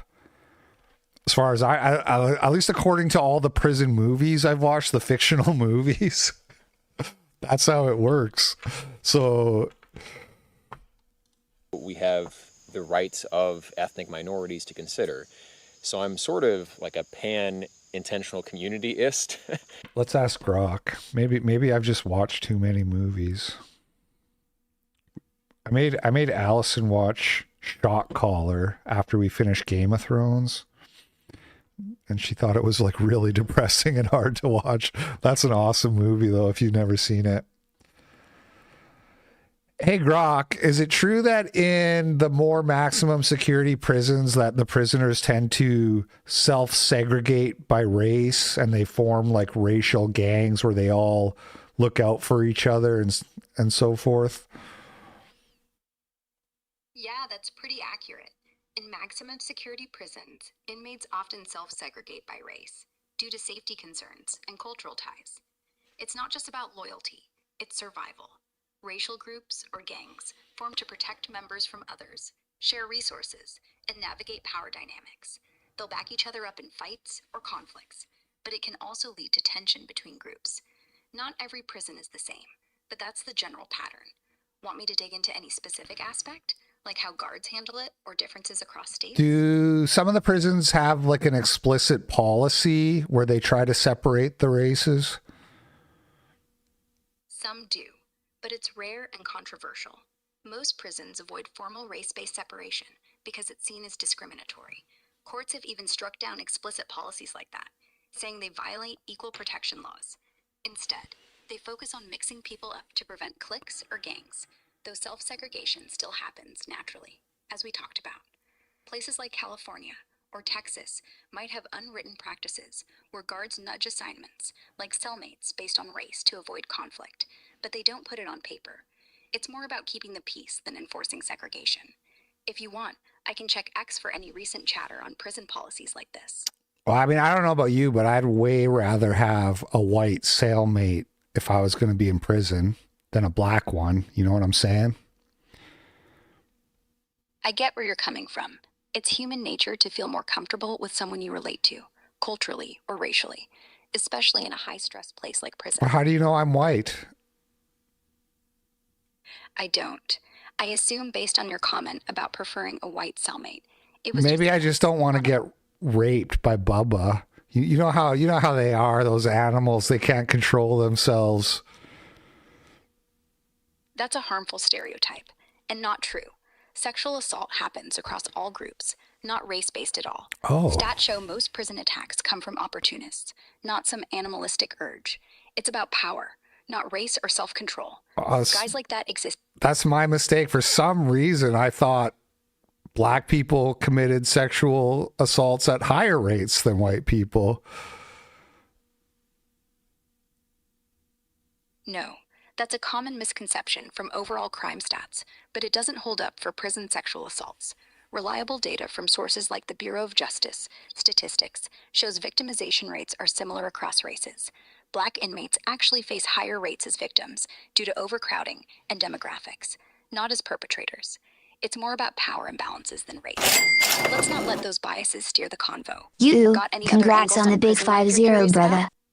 Thank you, Dude Mom, for the $20. All right, so just to be clear, for not victimization rates, but what's the other one? The perpetrator. You're telling me that the prison data shows that white and black people commit crimes at the same rate once they're in prison?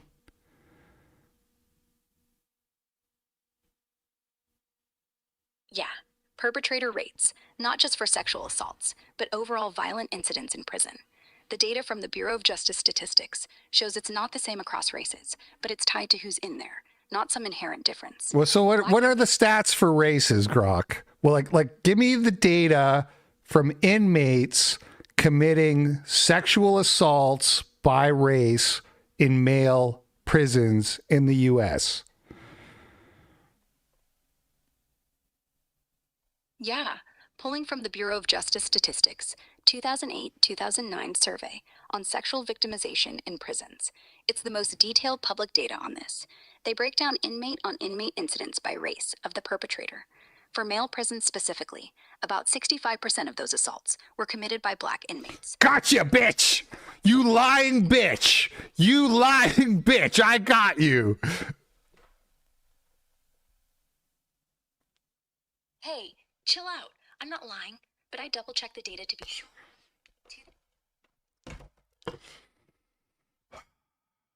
In my political ideology, I think everyone around the world should have the right to freely associate in peaceful communities of their own people. Same rates, my ass.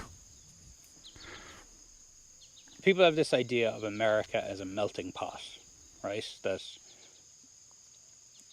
all the world comes here, all the world wants to come here, and that's what makes America strong, that it's immigrants, that it's people from all different backgrounds from all over the world. Do you think that's just false? Well, if you look at America's economic performance, they make up 70%. Actually, as I started yelling, I was thinking about that. But was that? It could have been adjusted per capita. It's hard to know. We'll never know. I can't ask her now. Performance versus the immigration numbers. We became a world economic superpower in the late 1800s when it was overwhelmingly majority white. And after 1965, as our demographics have started to change, we have lost our position as that unquestioned world superpower. On text mode. Other countries are actually catching ground on us. 1965 also really being the year of the Civil Rights Act. Do you think that, is there a connection there? The Hart-Celler Act, the immigration policy where basically they took off the quotas that were designed to maintain the demographic makeup of the country. So that kind of opened up to the entire world as opposed to culturally assimilable peoples. The argument that to people who say, so what? I mean, that America will naturally become. Hart-Celler Act mentioned. I know you'll dispute the term naturally, but oops. This idea that America has always been this land that has welcomed people in, the hungry masses, as it were, and that that we shouldn't be worried that this is about to become a white minority nation. So what? Right, and that's a big gamble because when you actually look at the to live in the studies, jungle. Multiracial societies have lower levels of social trust, and that increases economic friction, decreases prosperity. So I don't want to raise my children on a hope that things will just work out when they're a minority. They're not going to become a persecuted minority, even though there's been these decades of indoctrination in our education systems that have led many groups to have a real hatred of white people. If you watch enough YouTube videos, there are real groups out there who think white people are the villains of history. And I don't think those sentiments are just about to go away. Yeah. And look at what's happened in South Africa, right? White people used to run that country, or the same with Rhodesia. White people used to run that country, or Haiti. White people used to run that country. And then when the tides turned and political control was given to non-white people there. Literally every example of history where whites gave up power to non-whites, the whites ended up getting persecuted and slaughtered. In Haiti, the whites were genocided, massacred. In Rhodesia, they were deprived of their property, just about genocided. In South Africa now, there are farm murders every day. And people have to live behind bars and be very cautious. There's private security everywhere. So I don't think that would necessarily be the fate of the United States, with whites becoming 49% of the population. But you have to extrapolate out decades and centuries, because I don't just care about my kids, I care about my grandkids and my great-grandkids and down the line. But when South Africa was run by white people, black people weren't even allowed to vote, right? Like that. Based. So it wasn't this great utopia, was it? You can't let black people vote, especially if they're a significant portion of the population, because they'll just vote for whoever promises them the most free stuff. So letting black people vote is really, really bad. It's worse than women even. I would give white women the vote before I gave it to black people any day of the week. I mean, it was a minority oppressing the majority. They had their own political rights over their own territory. The idea of apartheid was that different cultures could effectively self-govern while... Hold on here. Oh, it's still going. Good old expert thinking mode. The Afrikaner ruling class maintained order. And frankly, they did, right? Economically, South Africa was far better off under apartheid. No one can deny that. Did black people have the ability to elect the president in the same way they do now? No. Were they better off in all other metrics? Arguably, yes. So you think apartheid was a good thing? I think it wasn't an ideal situation. I think people should be allowed to self-govern. And when you have a minority that wants to self-govern in a country where there's a majority that's hostile to them, well, then democracy just becomes a competition between different ethnic or racial groups, and that's not good. So, like, democracy isn't automatically good. It can lead to the persecution of minorities, like is happening in South Africa now.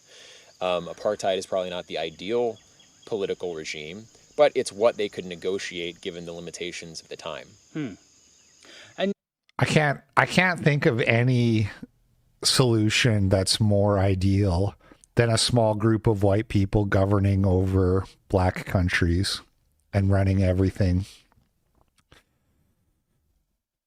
for the black people. I mean, when I say ideal, I mean for the masses. I don't mean for white people, for blacks. I can't think of anything more ideal than that, than just sending a group of competent white men to run the show in Africa. What could possibly be more ideal? Yeah, I spend a lot of time on YouTube, unfortunately. But yeah, you mentioned that, like, I've seen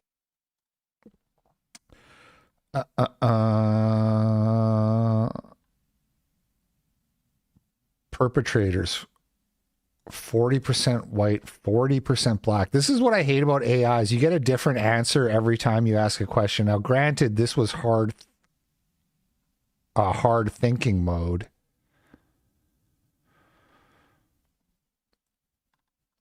So it's doing like a lot of math to get these numbers. Blacks were overrepresented in non-consensual acts, 52%, but also less in abusive contact. And does this include, right, so blacks, 32% of the prison population. Does this add up to 100? 60, 80, yeah, barely. All right, so blacks, 32% of the prison population and 52% of sexual assaulters. So yes, you would rather have a white cellmate than a black one, regardless of what race you are.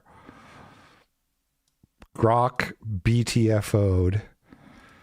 I have seen the videos you're talking about and the sort of rhetoric of people. Yeah, I've seen some SJW vids. All right, we're going to have to move on just because for time reasons. This is a pretty decent conversation, but we're going to have to move on. Blair White has accepted Jesus into his heart and will be following Jesus. And whenever something like this happens, it always turns into a debate. Should you celebrate this? Is it genuine? You know, this was a big topic when that Nada girl or whatever her name is, Nadu, the winged whatever from MTG.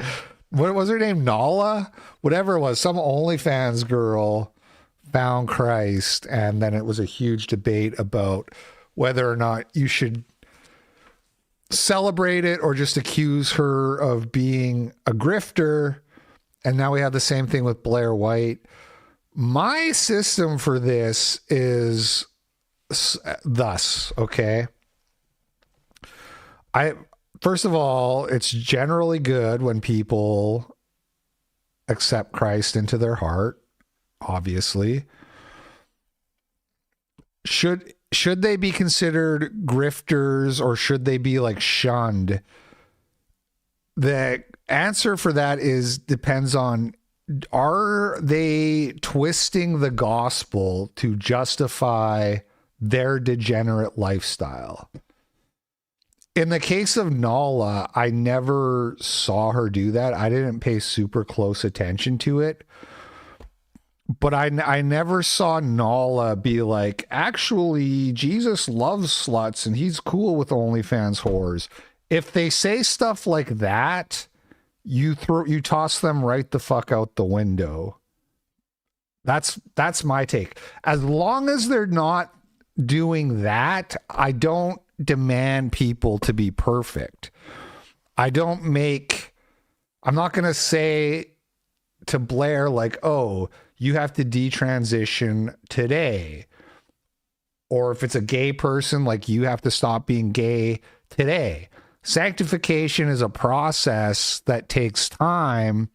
And so I'm okay with giving people time. But what I'm not okay with is when the gay convert starts saying, actually, Jesus doesn't care if you're gay. As soon as they start doing that, window. So I haven't watched this clip. This is like a 2-minute clip from a longer video Blair did.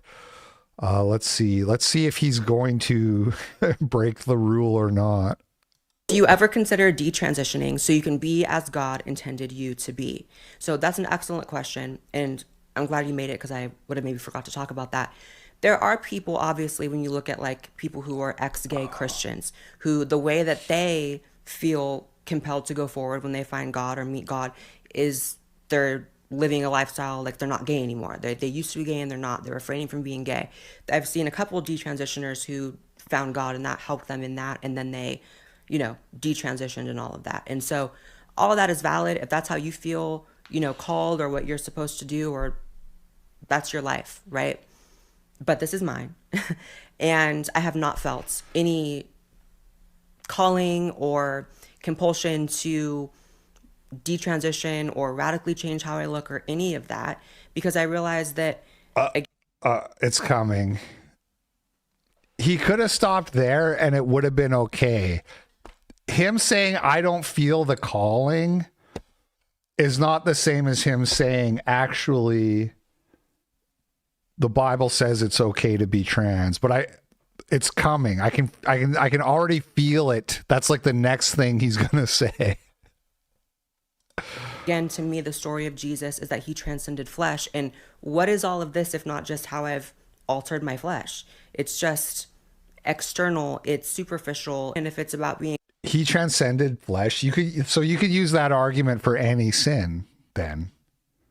Because Jesus transcended flesh. So, I cheated on my wife. Just the flesh, baby. Jesus transcended. You see what I'm saying? Out the window, Blair White. Get out. I had very low optimism about Blair's conversion, because this is not a person who's going to detransition. Do you know what a hideous freak he would look like if he detransitioned?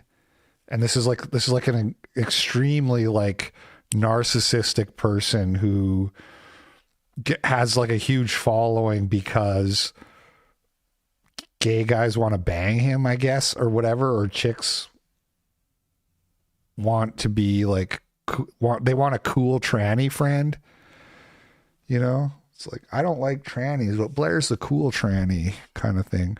I remember when ContraPoints first jumped on the scene before he had even transitioned. That's what people were saying. Like I remember Bering said that. He's a cool tranny.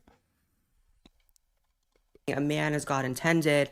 Y'all know I am the last person to ever deny that is the way I was born, that I am still male, that I am still, by definition, a man. I don't care. You know what I mean? I've never argued against that. You don't have to feel just because you are. All right, well, what about your gay relationship then? Let's pretend I buy this argument that there's nothing wrong with pruning out, which I don't. But even if I did, you're still in a gay relationship with a man, and the Bible's pretty unambiguous when it comes to that stuff.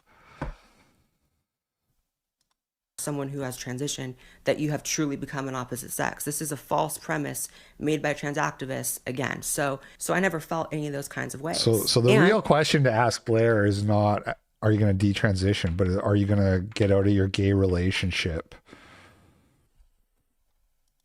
If there are Christians out there who feel like me being Christian is fake or somehow, you know, I am not truly saved by God because I'm not feeling compelled to detransition, that is absolutely your right to feel that way. Just like it's my right to feel like if I feel ever pulled to that because that's what God tells me to do and I feel that in my heart and soul, I have no problem obeying. I have no problem doing that. But until I feel that, it is what it is. Well, I hope God speaks to Blair.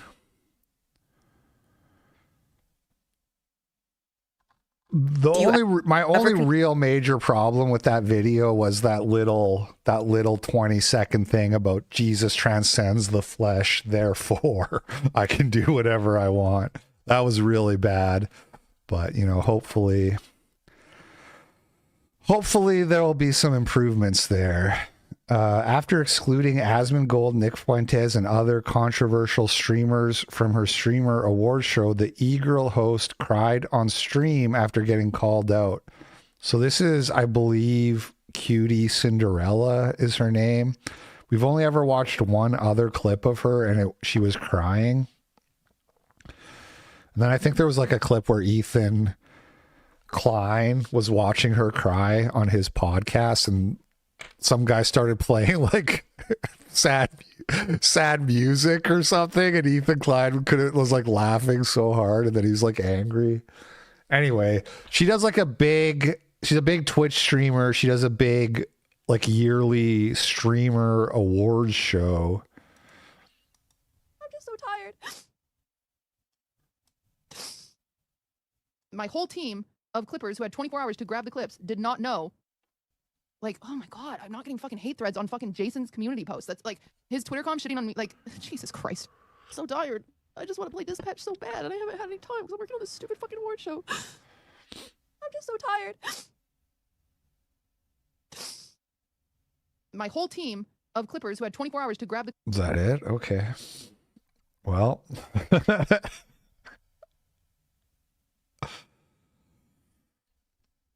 There you go.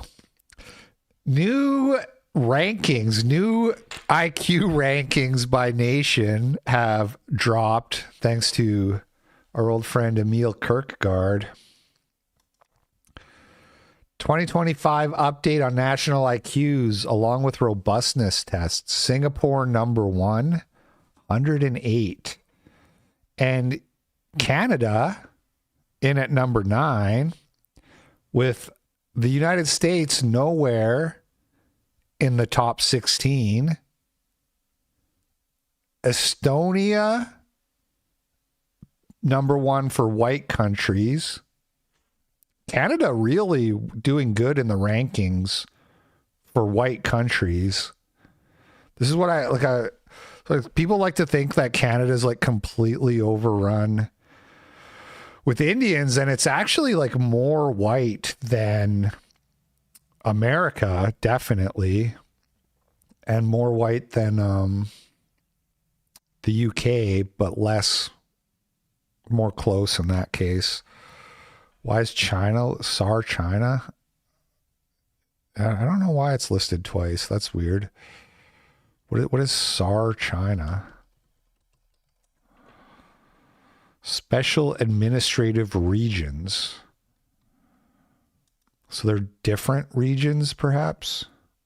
Because China is down here at number 11. So where is America, and where is also missing from the top 16? Israel, which is weird because Jews have the highest IQs. That's why they run everything, according to Jordan Peterson.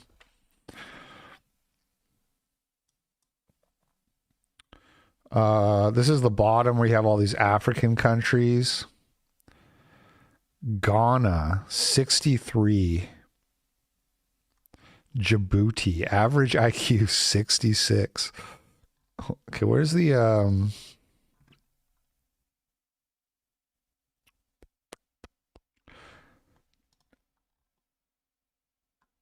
All right, here's page 2. United States at 26, 97.7. And Israel 42, 93.8. This is like such a compelling argument against the Jewish high, and we talked about this with the PISA scores as well. And then people like crawled up my ass being like, Israel's 20% Arab. Or no, you know what it is? It's not just that it's 20% Arab, but it's that like it's like the Jews are mostly Sephardic. And so then they say like, oh, it's not, there's not that many Ashkenazi Jews in Israel. And it's the Ashkenazi Jews who are so smart. Are they really though? Are they really? Because America is full of N-words and they're like 20 ranks higher than Israel. So how do you explain that? I rest my case. Greece, 92. Damn. Greece, the cradle of civilization. 92 IQ.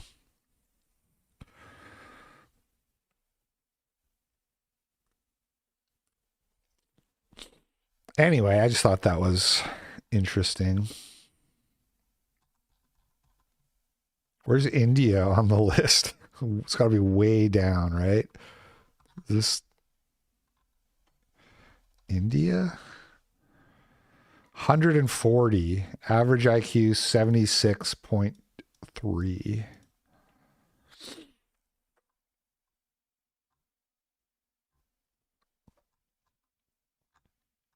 We should get about 6 million more of those people. They're so high, elite human capital. Can we get more of that Indian elite human capital?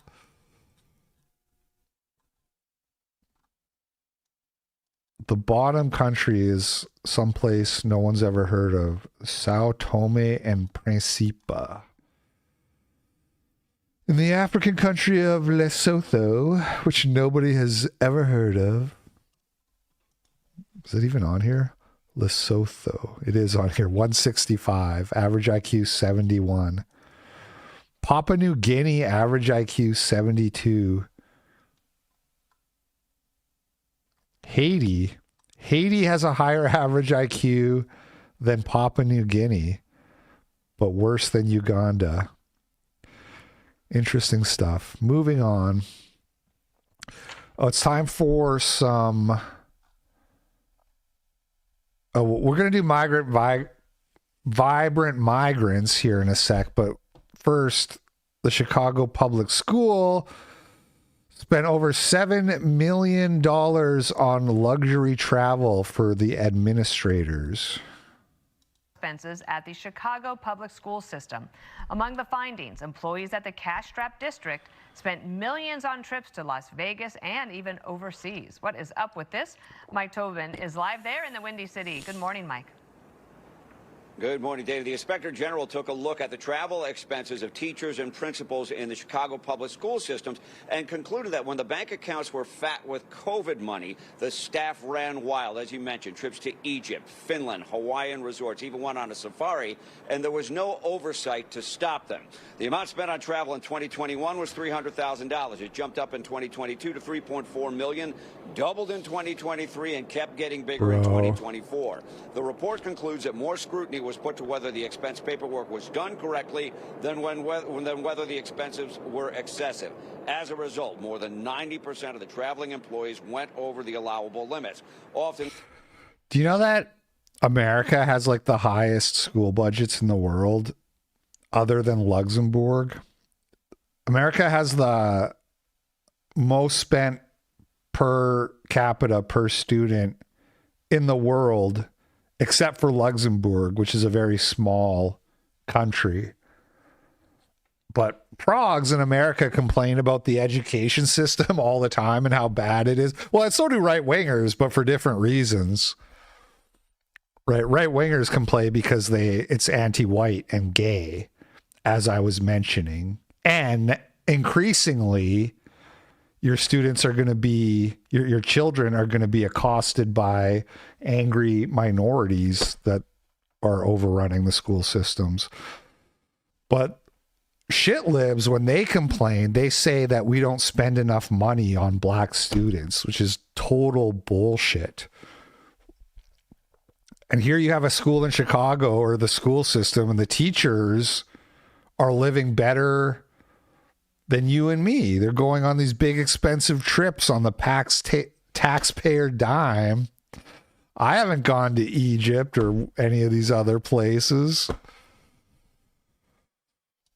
Times lodging and airfare was double the allowable rate. One of the reasons the trips were not rejected is that they were not asking for approval. Of 15 international trips noted by the Inspector General, 12 were never submitted for approval. And then we start seeing wildlife trips, balloon rides, staff staying extra days for personal reasons, and this in a school district that claims a $700 million budget hole.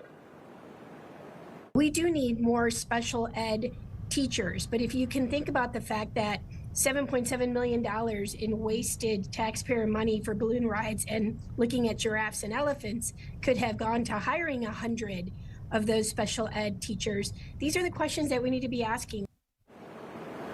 Upon release of the Inspector General's report, Chicago Public Schools froze all overnight travel with this statement. This measure reflects our continued commitment to responsible financial... By the way, racial breakdown of the teachers going on these trips, anybody want to guess?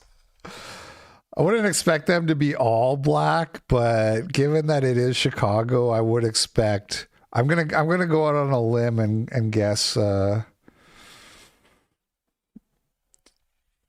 lot of them are black. Black women. Hey, Grok, did you hear about this story? The teachers in Chicago getting caught spending millions of dollars on their luxurious trips overseas.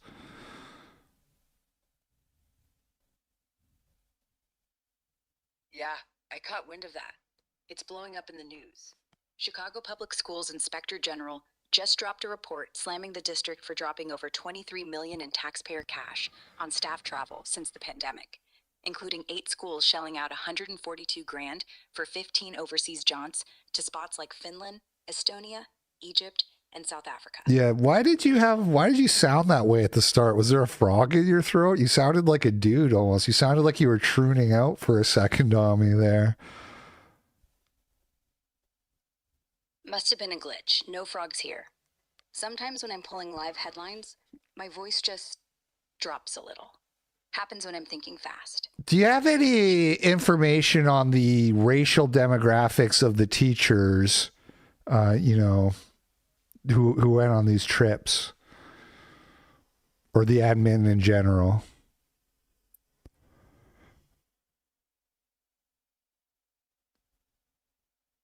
Not that I could find in the reports.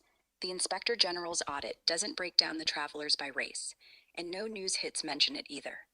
But for context, CPS teachers overall are about 45% white, 26% Hispanic or Latinx, 21% Black or African American. I think it was probably the blacks. I think it was probably a bunch of fat black women with names like Shaquisha.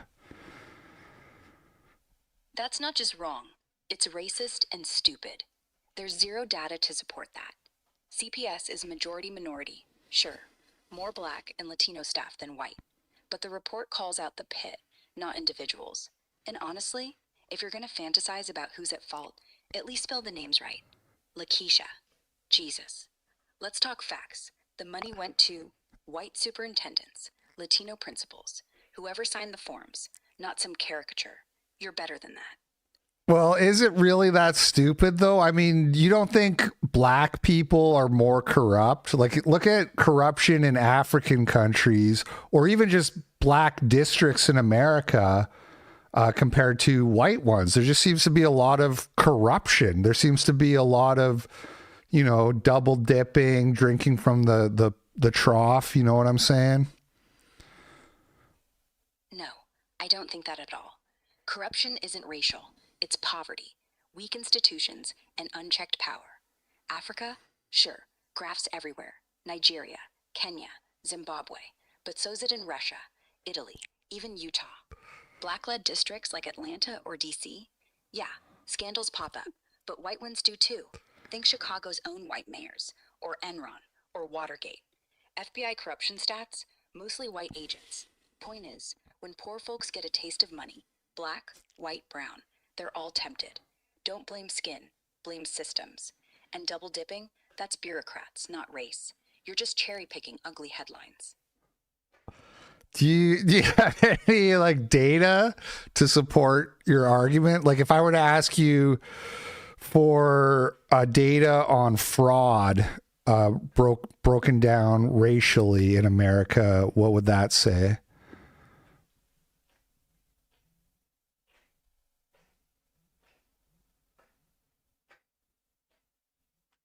Sure, let's look at the numbers. No cherry picking.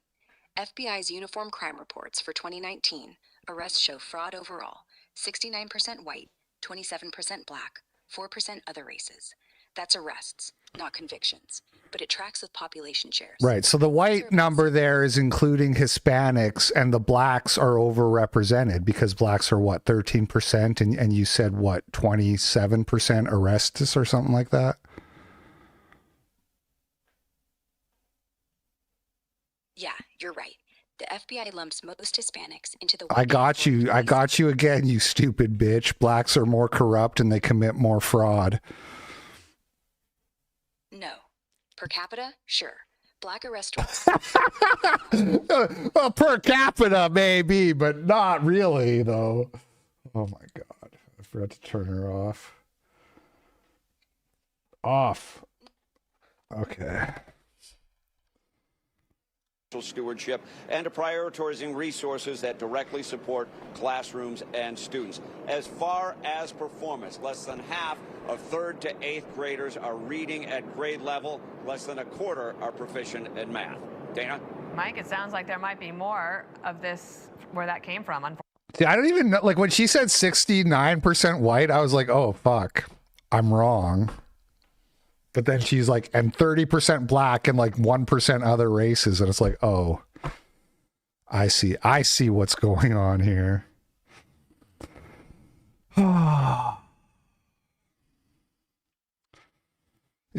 I'm smarter than an AI, and you guys think you're going to have a human passing AI fuck bot with a womb for $500 next year. I'm literally smarter than Grok. I outsmart. I corner her. If all of my debates that I've done on stream were against Grok, people would think I'm an awesome debater. That's how dumb Grok is. A professor at Purdue University interrupted the TPUSA students chapter's first meeting of the year by walking to the front of the room and lecturing the students about fascism and racism. Oh, you want to know what fascism means? Because I'll tell you. You guys want to know? Yeah. When you have this society. Okay. So you have this. Yeah, the admin is full of black people because the whole thing is like it's like a jobs program. The public sector is like a jobs program for black people to pull them up to the middle class. So when you look at the admins, you know, they're not all black. When you look at like the superintendents and the principals and stuff like that, but they're overrepresented, and especially in a place like Chicago. Situation here where you want to go into classrooms and you want to tell the faculty that they're not allowed to speak the truth about the history of this Speaking of LaQuishas. What's the word for slaves now? Volunteer. Involuntary employees or involuntary workers. We can't even say slavery. That's ridiculous. Wanting to impose on the teachers. We are wanting this to be within the students. And the students want to decide what history is. No, we know what history is actually. Yeah. Did you know that all of our founding fathers were actually Christian, and this country was formed on Christian values? Actually, some of them were deists. It's so stupid. Yeah, which god, though? Oh, they only worshipped one god? Cool story. Which god?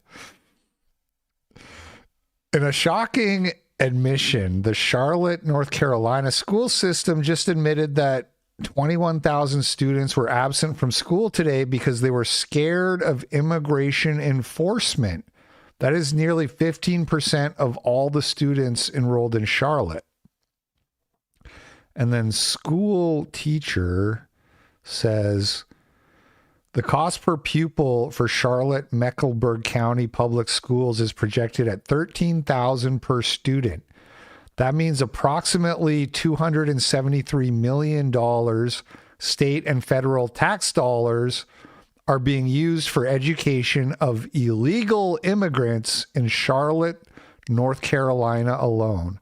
$273 million per year in one city for illegals to be educated in our schools, our public schools, which we pay for. We're following breaking news out of Mecklenburg County. Charlotte Mecklenburg school leaders are sharing the number of student absences from its campuses today. They say nearly 21,000 students were not in school today. That accounts for 15% of students enrolled across the district. CMS officials are not saying whether the mass absences are tied to the Border Patrol enforcement operations across the city. Queen City News will be digging a little deeper. Queen City News Plus. Very interesting. Illegal alien from Honduras has been arrested for molesting multiple young girls, ages 7, 9, and 11, inside of a Long Island TJ Maxx. Every time I hear Long Island now, I think about that guy, Ragamuffin, living on, and he's like, I'm not leaving. And it's like, well, do you want your daughter to get, I mean, there's a lot of places in America where it's not safe now. So if you're talking about going somewhere safe, somewhere where you're going to be safe from Honduran rapists in America, you're really limiting your options. Oh, you don't want your kids to get groped by some Honduran? There's only so many places left in America. But still, Long Island definitely ain't one of them. And with criminal history is accused of inappropriately touching young girls in a store. News 12's Liz Burke was in court as the suspect faced a judge. Should never happen. Shoppers at the TJ Maxx on Horseblock Road in Medford shocked to hear about a man being accused of inappropriately touching young girls. It is very sad. In court Sunday, 44-year-old Jimmy Harry Velasquez Gomez pleaded not guilty to charges of sexual abuse and endangering the welfare of a child. The prosecutor stated that his residence is in Honduras, while his defense attorney said he's lived in Suffolk County for 5 years. According to court documents, Velasquez Gomez squeezed the buttocks over the clothes of a 9-year-old girl in October and a 7-year-old girl and 11-year-old girl at the same TJ Maxx in April and in September. And with criminal history is... What is the value of keeping a human being who would do that alive? Like, there's certain lines, you know what I mean, where it's just like, okay, you die now. I made you chicken burger, but now I'm getting penny back down. What? What about my chicken burger? How does, do you want me to bring it up ASAP? Or, yeah, I'm going to go ahead and say ASAP. Sorry, whose birthday is it? The 1-year-old girl's or mine? I'm sorry, whose birthday is it? Is it mine or Penny's? ASAP. Yeah, once you grow up a 9-year-old, you can just die. You can just die. I did forget to play the jingle, by the way. Here come the vibrant migrants, like water from a fire hydrant. Open your door, this an enrichment shipment. But I'm sorry, the time has come to go home.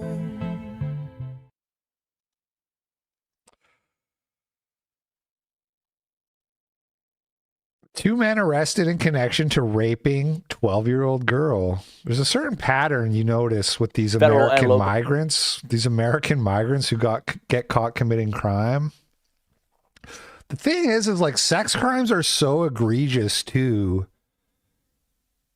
Like what I'm supposed to believe these guys are always out here raping and murdering and molesting, but they're not also like shoplifting. I don't know, man. It feels like once you go to that, I don't know, man. Because the reason I bring this up is because you have these, these Cato Institute reports that always say, well, actually, illegal immigrants commit less crime than the general population.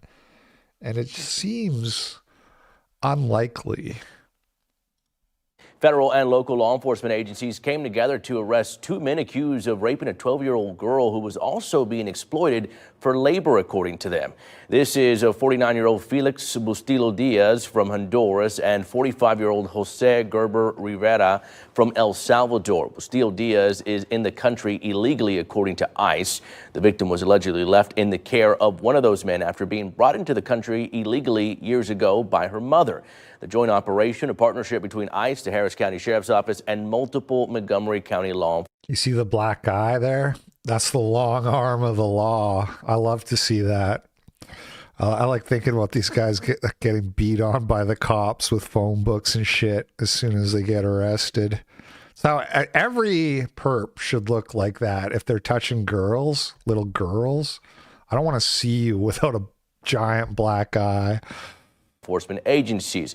Two women who said they rescued the girl were also arrested back on October for alleged abuse. They are 38-year-old Brenda Garcia and 37-year-old Tanya Garcia. Authorities telling us the girl is now safe and the investigation continues. Sickos. So this thumbnail is okay, but my cartoon robot gets taken down. I see how it is, YouTube.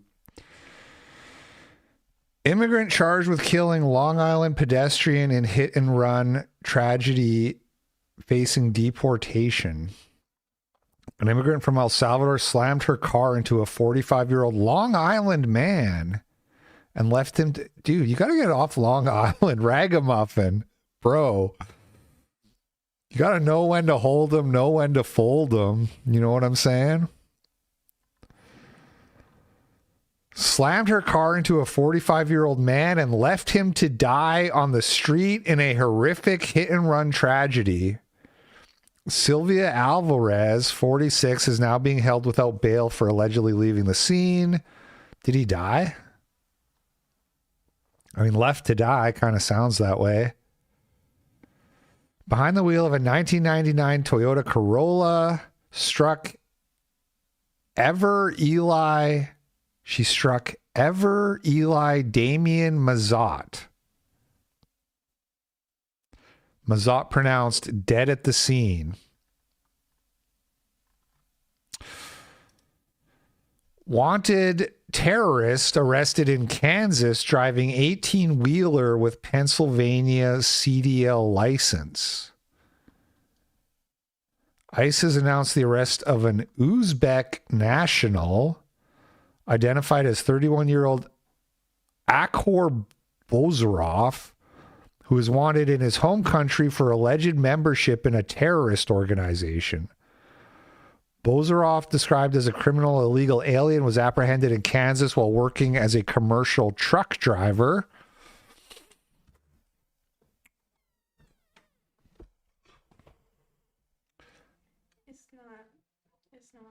It's not hot? Okay. Thanks, babe. Man, do we have any videos to watch here? Eat my lunch. A legal immigrant gets 30 years for sexually assaulting an 11-year-old girl. Ricardo Mejia will serve 30 years in jail for raping an 11-year-old girl multiple times and address the court before his sentencing. I'm sorry for the pain that she's going through in this process. The WTKR News 3 investigative team told you about this disturbing case last year when we uncovered details about his arrest. Almost a year ago, it was 2:30 in the morning, and the mother heard noises coming from her 11-year-old daughter's bedroom. The door was locked. She got a butter knife and forced it open. Dramatization. It states the parents saw a naked man grabbing his clothes and climbing out the window, the same man they hired to renovate their bathroom. The contractor, who lives in Norfolk, was arrested. We previously interviewed our crime analyst about this case. That is a clear violation of trust. Bro, they hired him to renovate their bathroom, and he came back and raped their 11-year-old daughter. For someone who clearly understands the layout of your home, how to get in your house and how to get out of your home, because this person is a contractor. Court records state that he's accused of climbing through the window on 3 occasions and raping her 3 different times. Oh my the first God. time the parents weren't home, the other... You're 11. You get raped. You don't tell your parents? Scary stuff, dude. This is why you don't let people who aren't bonded into your house, by the way. It's why the whole system exists. 2 times were at night. Since his arrest, he's been held at the Virginia Beach jail without bond and pleaded guilty to the charges in June. The judge sentenced him to 75 years for the 3 rapes, but suspended 45 of them. Yeah, the parents aren't home. Something weird going on here. Something weird going on. Are the parents illegal too? He'll serve 30 years. Look forward to paying for that guy's meals for 30 years. You're welcome. Happy to do it. Happy to fund that. Definitely wouldn't rather just hang you today. Mequan. Kristanchus sent $20, some more birthday shekels and chuckles. Look at us. You know, we make a great team, guys. Like Huey Lewis and the Jews. Don't need money. Sorry, the band's breaking up.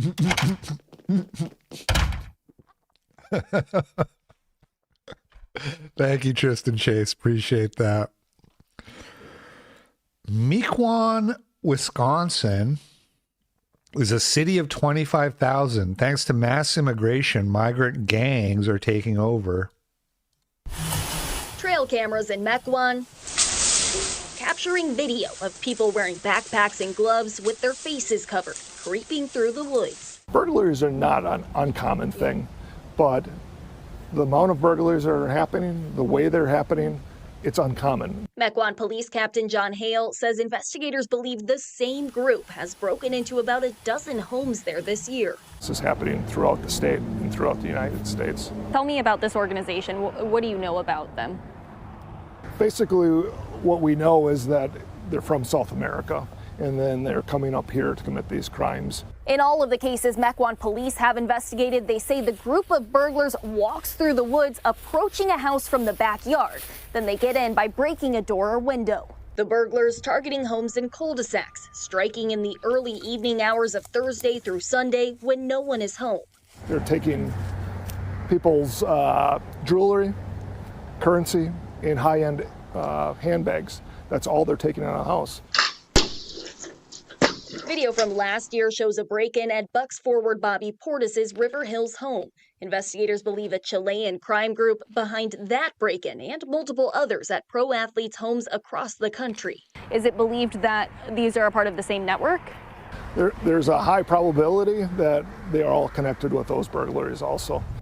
Mequon police warning homeowners to activate their security systems. They believe this camera was detected by the would-be burglars who left. The guy was threatening the daughter. Yeah. Piece of shit. Migrant invader catching dinner. Was this pigeons? They're eating the dogs, they're eating the cats, they're eating the pigeons. They're eating everything out there. I mean, he's got a big net. I would almost think this was like some kind of animal control guy. That doesn't look... Grabbing them with your bare hands, that doesn't look like standard procedure. Whoa! Happy birthday, LP birthday cake. Thank you, Donald Ductator, for the big $37. Appreciate that. Is he going to eat those pigeons, you guys?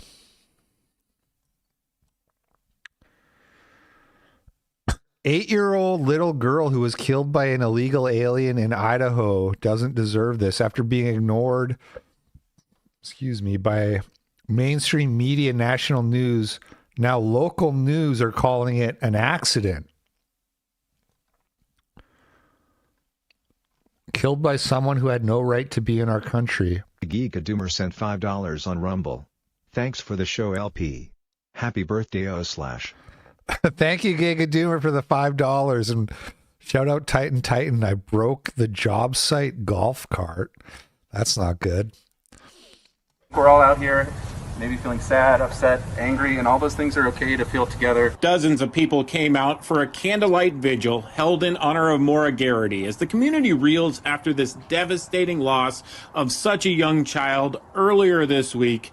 It was a somber vigil. My son is actually the principal at Washington Elementary.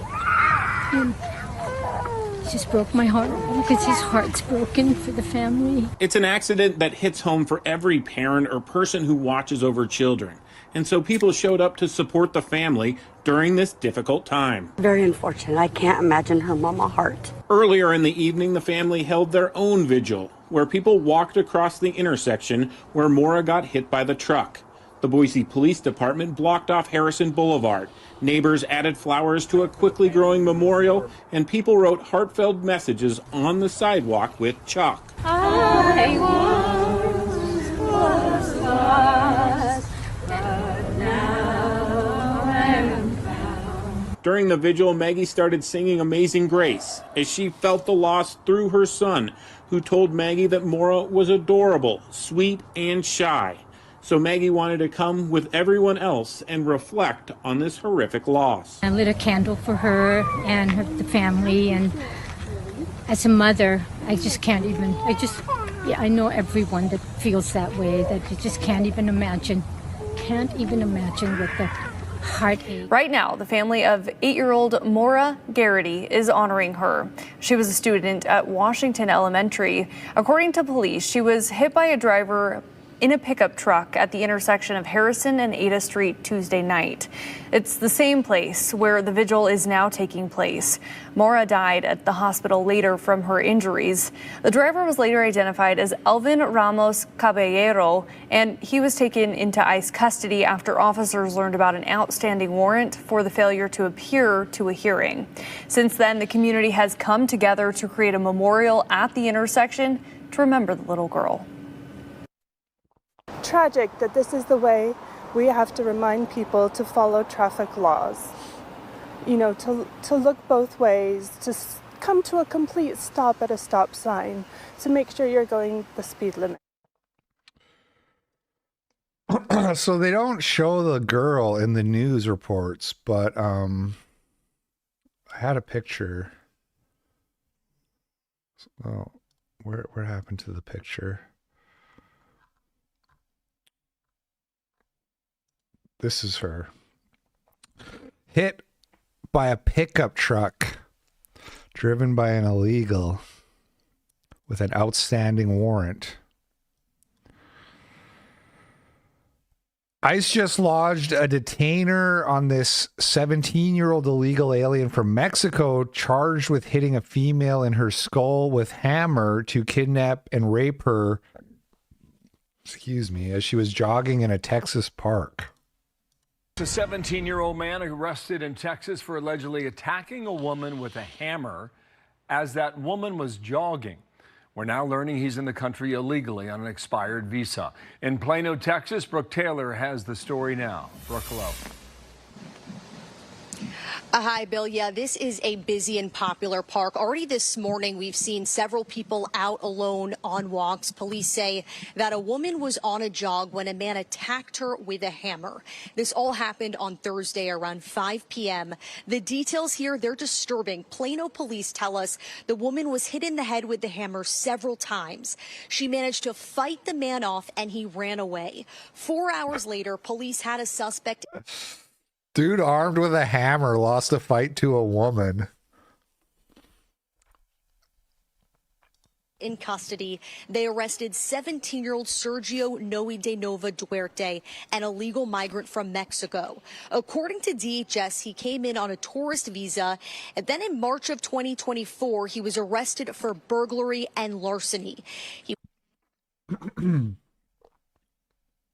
Okay, listen to this. Absorb this. Comes on a tourist visa in 2016. Those have a maximum length of 6 months. Sometimes they'll give you less.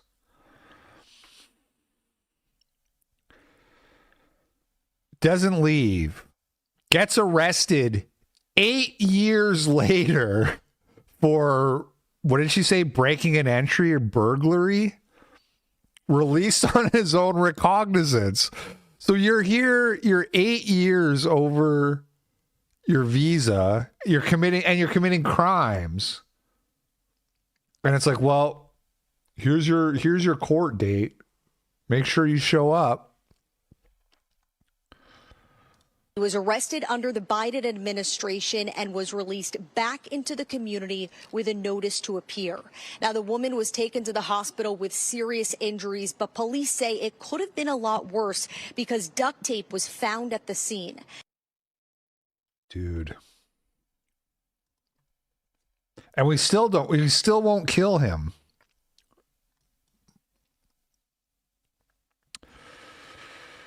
Okay, we got a couple activities here to end the day. You know, on my birthday, I love to wrap things up on my birthday with a couple quick little activities. Brooklyn Sunset Park Costco.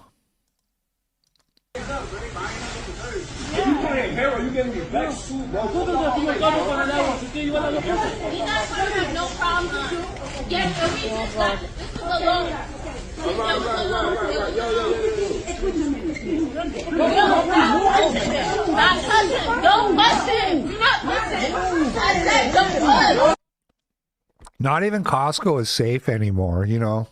The whole membership fee thing, that was like a safeguard against this. But as we continue to raise the black community up out of poverty, it just means less and less places are safe from these chimp outs. They could happen anywhere. Disneyland. I can't, dude, imagine you save for like years to take your kids to Disneyland and there's just like a giant chimp out.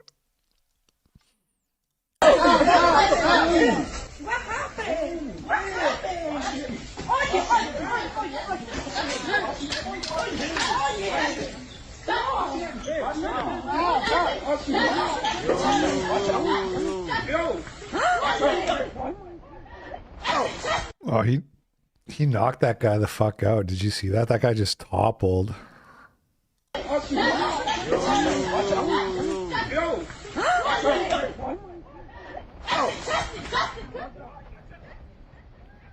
Jeez.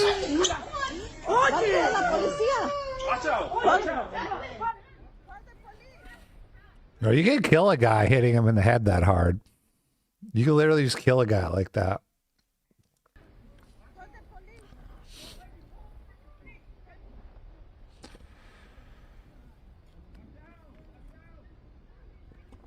I don't know what happened with the audio.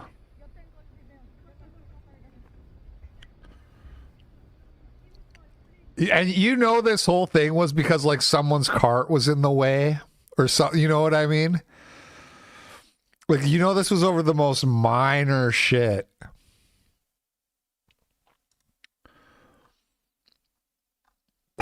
Membership revoked. We need a Costco for white people. What if we had Costco but for white people? That's what it used to be, basically. Not anymore.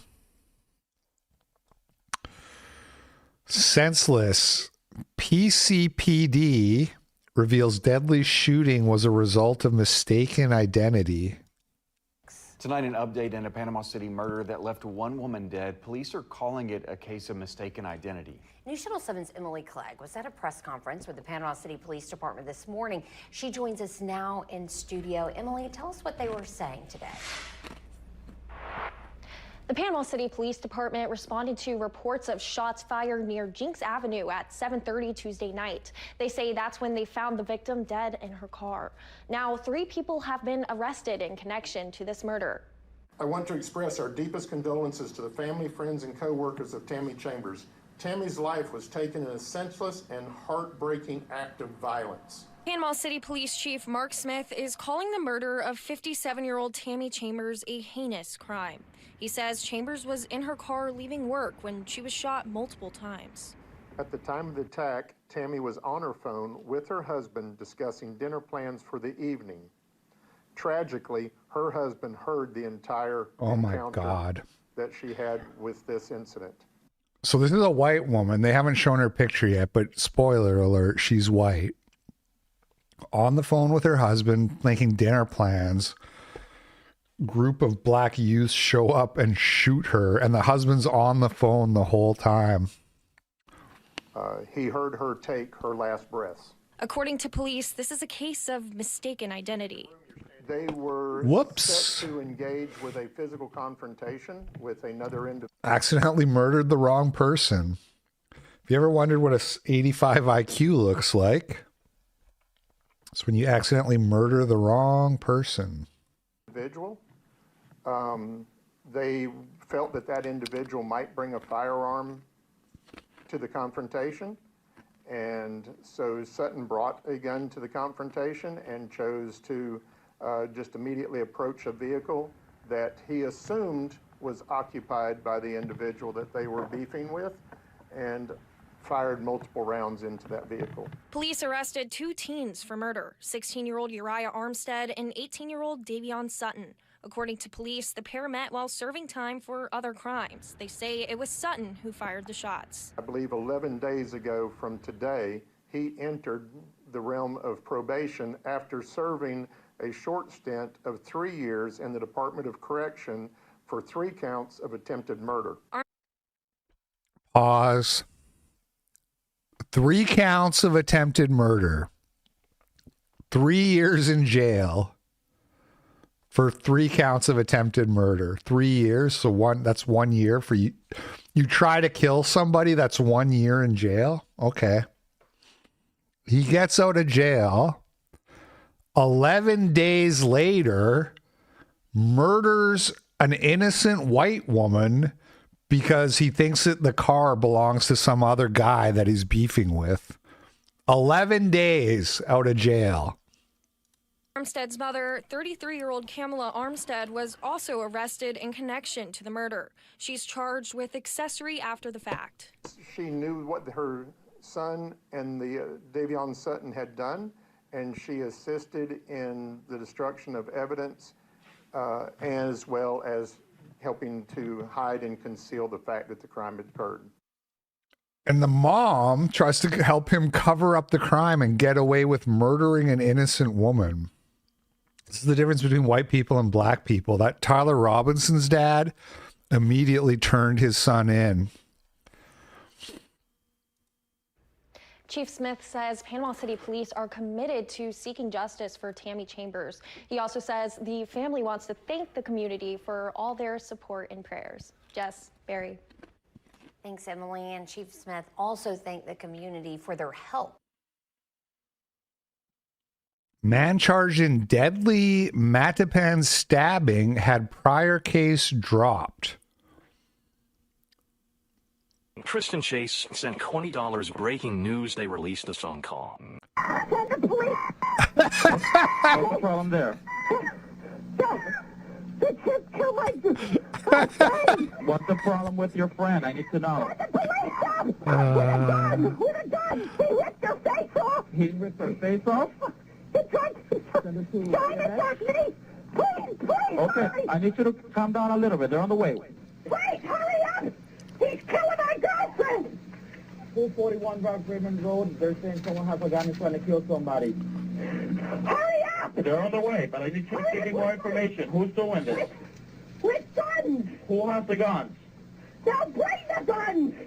You gotta kill this chimp! Chimp! What's the problem there? Hurry up! I need you to talk to me. I need you to calm down. Why do you need somebody there? What? Please, Gus. What is the problem? He's killing my friend. Who's killing your friend? Chimp, my chimpanzee. He's dead. Dude, I'd be very frustrated with that person on the phone. Like, she said the chimp's killing my friend. Anyway, thank you for the $20. We're just about done here. Direct result of a shortage of criminal defense lawyers willing to accept court appointments. The man accused in stabbing and killing a 29-year-old in Mattapan on Saturday night appeared in court for his arraignment. Our Mary Marcos is joining us live tonight from Dorchester. Mary, good evening. Prosecutors said the suspect had a prior case that had to be dropped. Explain that to us tonight. Well, guys, look, legal experts say this murder could have been prevented, and if the ongoing shortage of lawyers continues, it might not be the last. A Boston man freed with no lawyer in sight, back in court weeks later, accused of stabbing someone he knew to death. Look at these eyes. Look at these eyes. So he got charged with something. They haven't said what yet. Before he did the stabbing, they couldn't find a public attorney for him. They couldn't find a public attorney for him, so they just dropped the charges. Yeah, I think this is, in fact, the worst possible outcome. Javon Robinson mouthed messages to someone as he faced a judge for 2 cases out of Dorchester District Court Monday. The defendant is seen on video tossing a knife into a sewer after another party stabbed an individual outside of a Dunkin' Donuts. The first.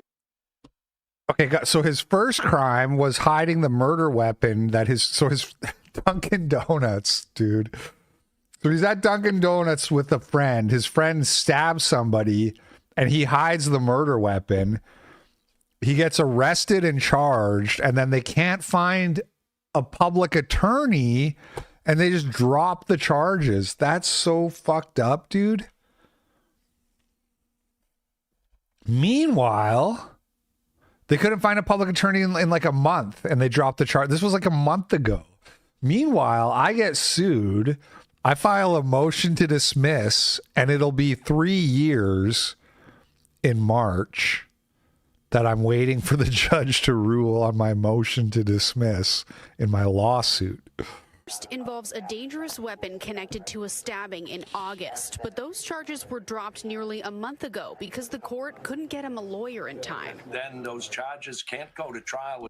Yeah, August, September. So it was like less than 2 months. They dropped the charges Without the lawyer and would be dismissed. That's exactly what happened with Robinson, who's now accused of stabbing a man to death Saturday in Mattapan. Officers arrived and they found a victim with a stab wound to the neck. Detectives learned that the victim and the defendant were known to each other and that there were multiple other parties present. Public defenders stopped taking cases earlier this year in a fight for better pay. The legislature raised rates from $65 to $75 an hour, but lawyers wanted $100, and now cases are piling up. I think this tragedy lies at the feet of those that have the power into Beacon Hill. I do not take issue with that criticism. I think we need to go back to the drawing boards and find a fair and effective way to deal with this situation. The longer this goes on, the more crimes will be committed by people who otherwise would have been sentenced and likely incarcerated. Robinson is being held without bail on that murder charge. His next hearing is in December. Live in Dorchester, Mary Marcos, NBC 10 Boston. You just know the lawyers doing those cases are like massively overbilling too, right? You know they're like, for every half hour of work they do, they're billing like 3 hours. All right. That's fucked up. That's also going to be the show for today. Amazing support. Thank you guys for celebrating my birthday with me here today. Big shout out to Tristan Chase for the big donos. Appreciate it very much, sir. You guys enjoy the rest of your Tuesday. I'll be back on Thursday with another show. Catch you all on the flip side. Peace out.